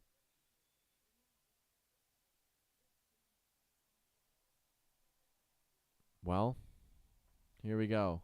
Pair champ lost fantasy unless CMC fumbles it again. Sorry about that, man. Hey, I would love a fumble right here. Was he short? Well, all right, we're going to have to force them to pick up a 3rd down here at least. Make them sweat. It's 3rd and inches. It's like not even 3rd and a yard, I feel like, but they're going to go quick. Are they just going to try the tush push? Or some variation of it, just a QB sneak. Oh, we'll see about the spot. He looks short. Surely they're going to go for it, though. Under 7 minutes, you need an inch. Right? You're at midfield. You got to go for it here. Oh. From that angle, it looks like he might have even got it. I don't know. Can't really review that, though. They're going to go for it. Here we go. All right. Defining play right here. Get loud, Minneapolis. Get loud, Minnesota. Come on. 4th and 1. Game-deciding play. Play clock running down. Purdy tries it again, and he got it. Yeah, he got it. Byron Murphy's pointing back there. I wish, man. I wish. That clock keeps on ticking. Man, if the 49ers really play their cards right, they could, like, score a touchdown with, like, a minute left. And they could really put the onus on the Vikings to score quick. I would not be shocked to see the 49ers take the air out of the ball here a little bit. Again, the Vikings will probably get one more drive. The 49ers want there to be not a lot of time left on the clock when they get that drive. Again, game management, game script. This is Kyle Shanahan coaching right here. Or maybe they'll throw an interception. It's Cameron Bynum on the overthrow. Cam Bynum hits the worm into the end zone. And the Vikings defense, when they need it most, they get a takeaway. Cam Bynum, take a bow, young man. Let's go. Oh, man. How about that?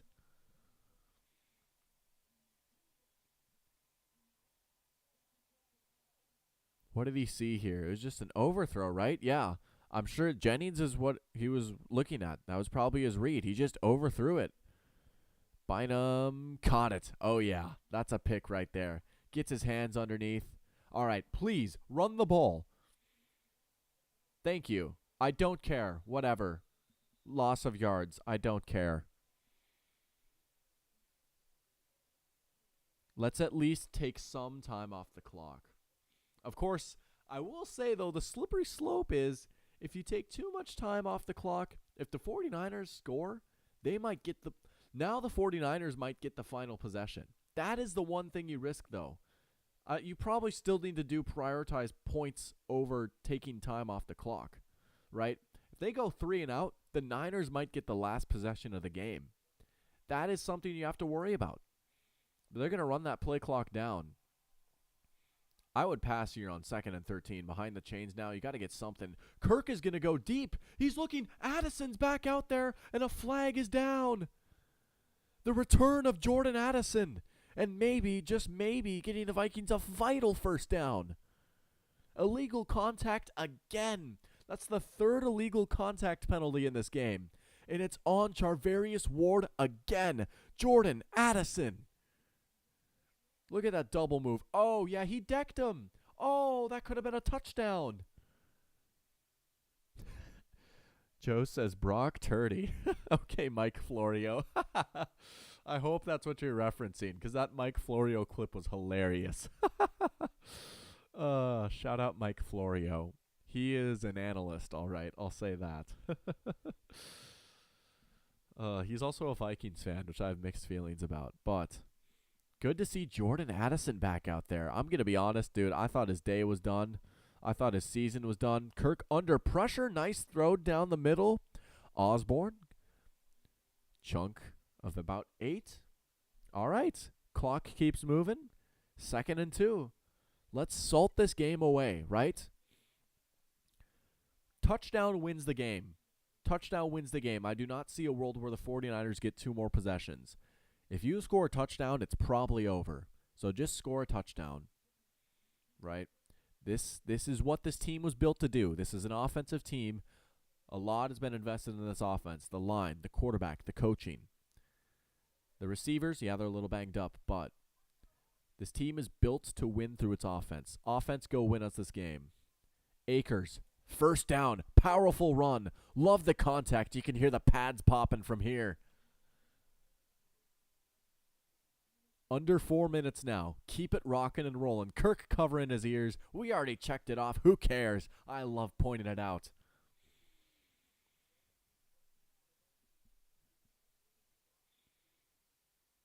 Look at that. 70. I say look at that as if it's impressive. 71 rushing yards, 4.2. Hey, it's better than some games, I'll say that. And you know what? We're turning to the ground now to close this one out. Run it again. Run it again. Cam Akers in there. Johnny Munton motion. Play action. Cool. All right. I guess the clock keeps moving. Oh, now Fred Warner's hurt. That was on like a hard collision, too.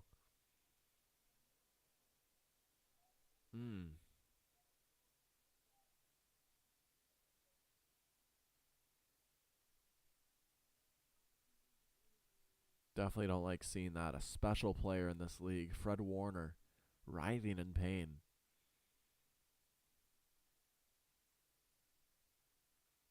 Tough. All right, commercial break. If you're the Vikings, you can almost smell it. You can almost taste it. It's right there. Maybe a season swinging victory. Sans your best player. Maybe enough to make me drink the Kool-Aid a little bit more. What did I say at the beginning of the stream? Let's go be frauds, right? Let's do it. I would love to be frauds. Being frauds is kind of fun. Let's go be frauds. We can really help our case right here with a squeaker, right? A squeaker over the Niners. We're so close. Cannot turn the ball over, right? At least get some points. Field goal, yeah, again, it might be tough to settle for 3. But if you do, then the Niners can't win it with 1 possession, right? They can tie it, but they can't win the game with 1 possession. If you get no points, let's say the Niners get a few more stops here, get the ball back, they could win the game. They absolutely could, right? And that is a very real possibility. I wonder what the win probability is right now for this game. Let's take a look what ESPN's win probability is. 88% for the Vikings. Wow. It's really been in the favor of the Vikings for most of the game. That's interesting. Is that right before halftime that the Niners ticked up a little bit? Probably, right? Yeah, when they had the chance to go 2-for.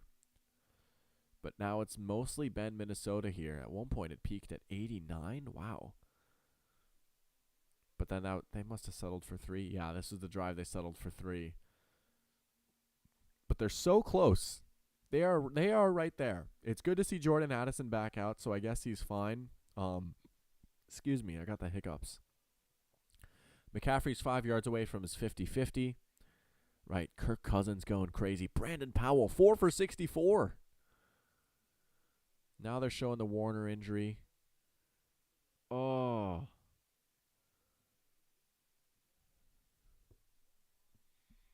While he's standing, that's good. Standing with his helmet off. Hopefully he's okay. Streaming limit reached? Are you serious? Hold on. No. Okay. My YouTube TV just like said streaming limit reached for a sec. I was about to lose my mind.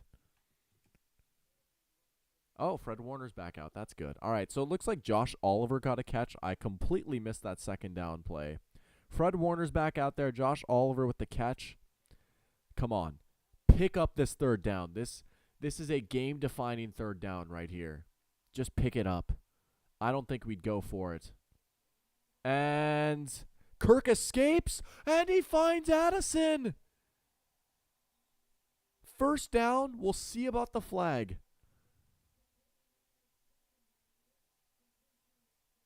Yes. All right.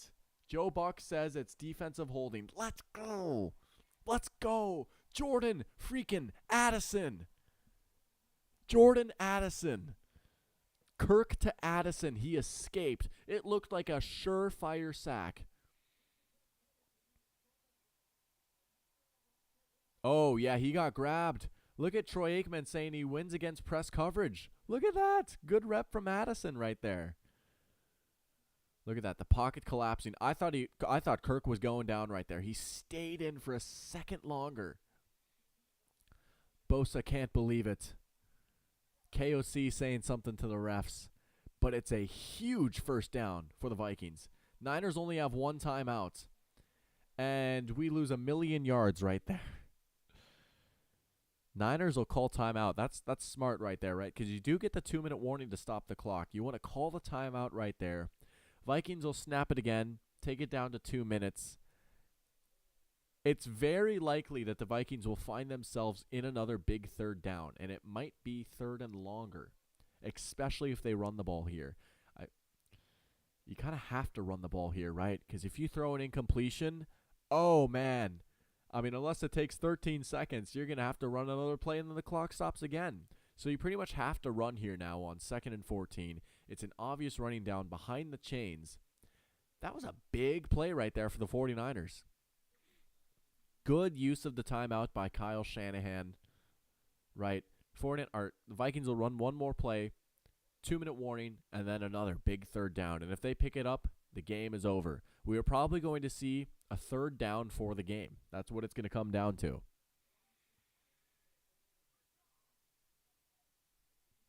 Addison in motion. Yeah, we're going to run it. All right, we gained the lost yards back. So it's going to be about 3rd and 11 for the game. And if we don't get it, we are in field goal range. We can attempt a field goal. It's not a given, right? Greg Joseph has been solid at best.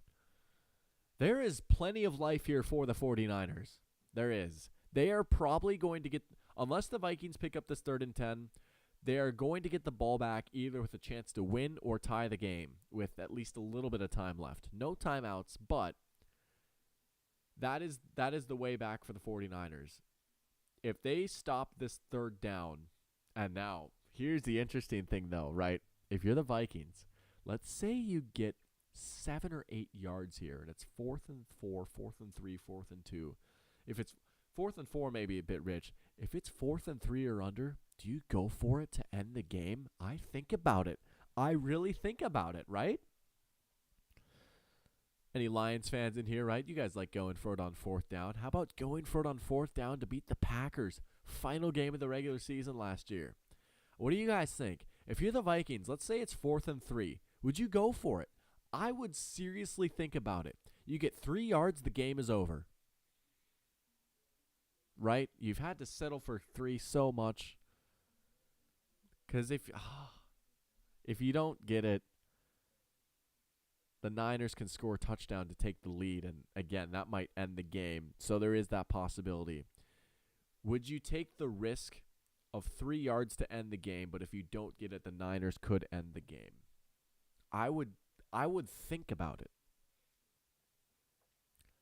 And that's what fascinates me. Again, it's funny because I'm a bit of an old head when it comes to football, right? I'm really fascinated about like these charts though, saying like when you should go for it or not. I'm not saying they're perfect, right? Because a chart can't account for like all the nuance that happens in a game. But it is interesting to look at. I always love seeing like when coaches make decisions that the chart might disagree with, and sometimes it works out, sometimes it doesn't. That has always been interesting to me. Now, of course, if you're the Vikings, right, I'm thinking, let's just get these 10 yards. Let's get out of here with a W. But 10 yards in one play against this really good defense is not easy. Again, can't turn the ball over. Really, you can't take a sack either. You don't want to make this a longer field goal than it needs to be.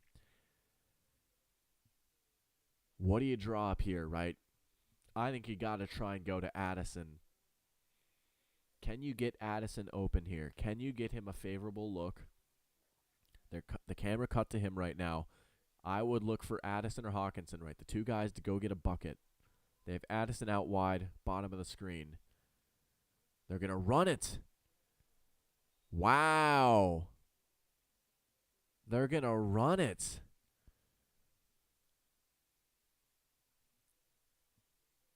Oh, okay. So I guess they're going to... Now you want to run it. I don't like that. I don't know. Take at least one... 10 yards wins you the game and you run it.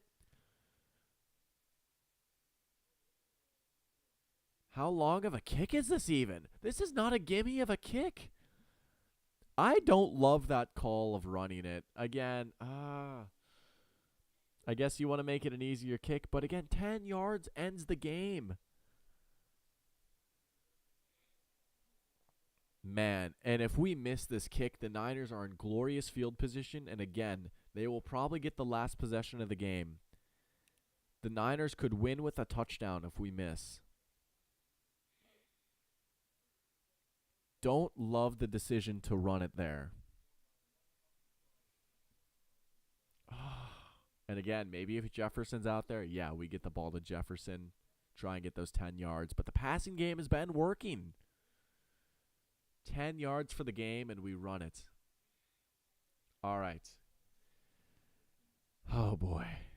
Not an easy kick. 50-yarder. Not an easy kick.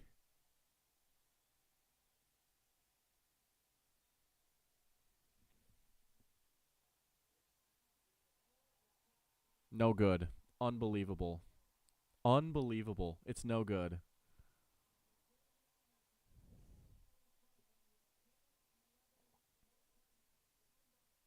We did not play to win the game there. The Niners have a chance to win the game. They've got excellent field position. They've got a little over a minute. No, they don't have timeouts. But they have a very good chance to win this game now.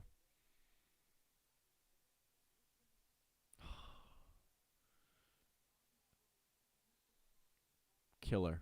Absolutely killer. All right, defense. Go win us the game. Apparently, we didn't have faith in our offense to do it.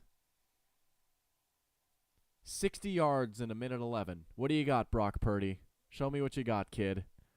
Over the middle. Nice play by Harry. Harrison Smith, the vet coming in. The old sage, the wizard on the back line. 2nd and 10. 4 seconds gone off the clock. Crowd getting loud. This is a team that's fighting for its season. A loss here would be devastating. A loss here might crush any hope, and the Viking season might turn into a dream deferred. 2nd and 10. Here's Purdy. Over the middle again, short of the chains. Clock will continue to run. The 49ers can spike it if they'd like to. Would not really make much sense because then they would set up 4th down. They need 1 yard. Kittle seems confused. What are they going to go to here? Here comes the blitz. Hicks up the middle. They pick it up. Purdy finds the open man. Up to the 40 now. Clock continuing to run.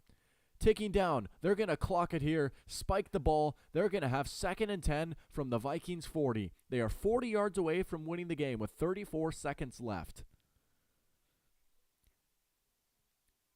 The 49ers have hung around throughout this matchup. And here they are. They played it beautifully. They have the chance to win the game. They control their own destiny. Obviously, the Vikings do too on defense. But if the 49ers score a touchdown, they win the game. We all knew it was going to come down to this, wouldn't we?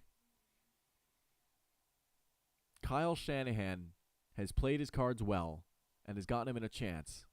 to win the game. Purdy on the move, deep shot, intercepted again. Cameron Bynum seals it for the Vikings. Cam Bynum, leaping grab. Much maligned 2 weeks ago, he gave up a miracle completion to the Chiefs, mistiming his jump. This one was perfect. The 49ers are fighting the Vikings. They can fight all they want. They're going to lose the football game. Go ahead. Come at us. We beat you. This is Minnesota football. Cameron Bynum for the game, and he hits the worm again. Legendary stuff. For the first time in Dr. Pigskin history, the Vikings have won on a live stream. Unbelievable. And you know what? We got a bingo. It's a single score game, and Kirk Cousins came to play in prime time. That is a Vikings victory. Let's go. The Vikings, 7-point underdogs at home, have knocked off the 49ers. And for the second straight week, the 49er faithful are going home upset. Let's go. Victory formation, the best play in football, a game-winning knee, and the Vikings, they have a pulse. They have a pulse, ladies and gentlemen. It's not much, but it's a pulse. What did I say at the beginning of this stream? What did I say? Let's be frauds. Cam Bynum flexing the Filipino logo on the helmet. Let's go. Let's be frauds. Today, we were the better frauds. Skol Vikings. Skol Vikings. People wanted the CMC fumble. Sorry about that. No fumble. We're going to get a Brock Purdy pick instead. And the Minnesota Vikings, against all odds, have knocked off the 49ers in primetime. We've got a bingo. I'll figure out what exactly this entails. But I tell you what, the Vikings with the victory. How about it? How about it? Kirk Cousins. Look at that. Almost 400 yards, 2 touchdowns. 10 incompletions. Jordan Addison. The Jordan Addison game. Incredible. And the defense holding the Niners to 17. Couple of huge takeaways. A fumble, 2 interceptions.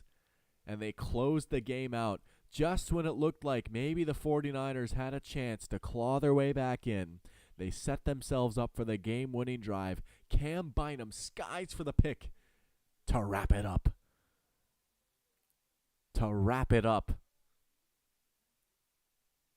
Have a game, Cam Bynum. Jordan Addison, Cam Bynum, and Brandon Powell all get game balls. And you know what? Give one to Kirko, too. Look at him getting the sideline interview with Lisa Salters. Oh, what a big win for a franchise that was starving for one. Oh, man. They needed it. They got it. Pearchamp says, good game. Well played, Vikings. Go, Vic. Thank you, guys. Thank you. You know what? It always feels good. Look at Justin Jefferson with the top 10 chain for Kirk.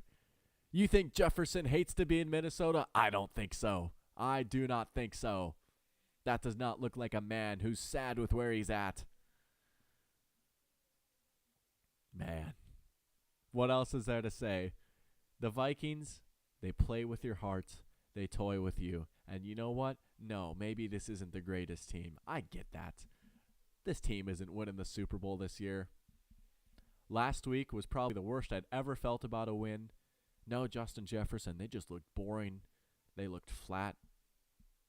They did not come out with a good effort. But tonight, the Vikings, that was a team to be proud of right there. That was one heck of an effort.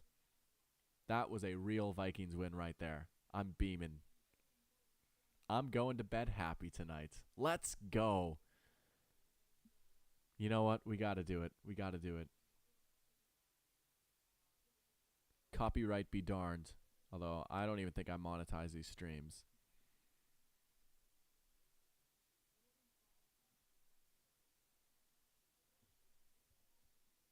We got to do it. Sorry if that's loud.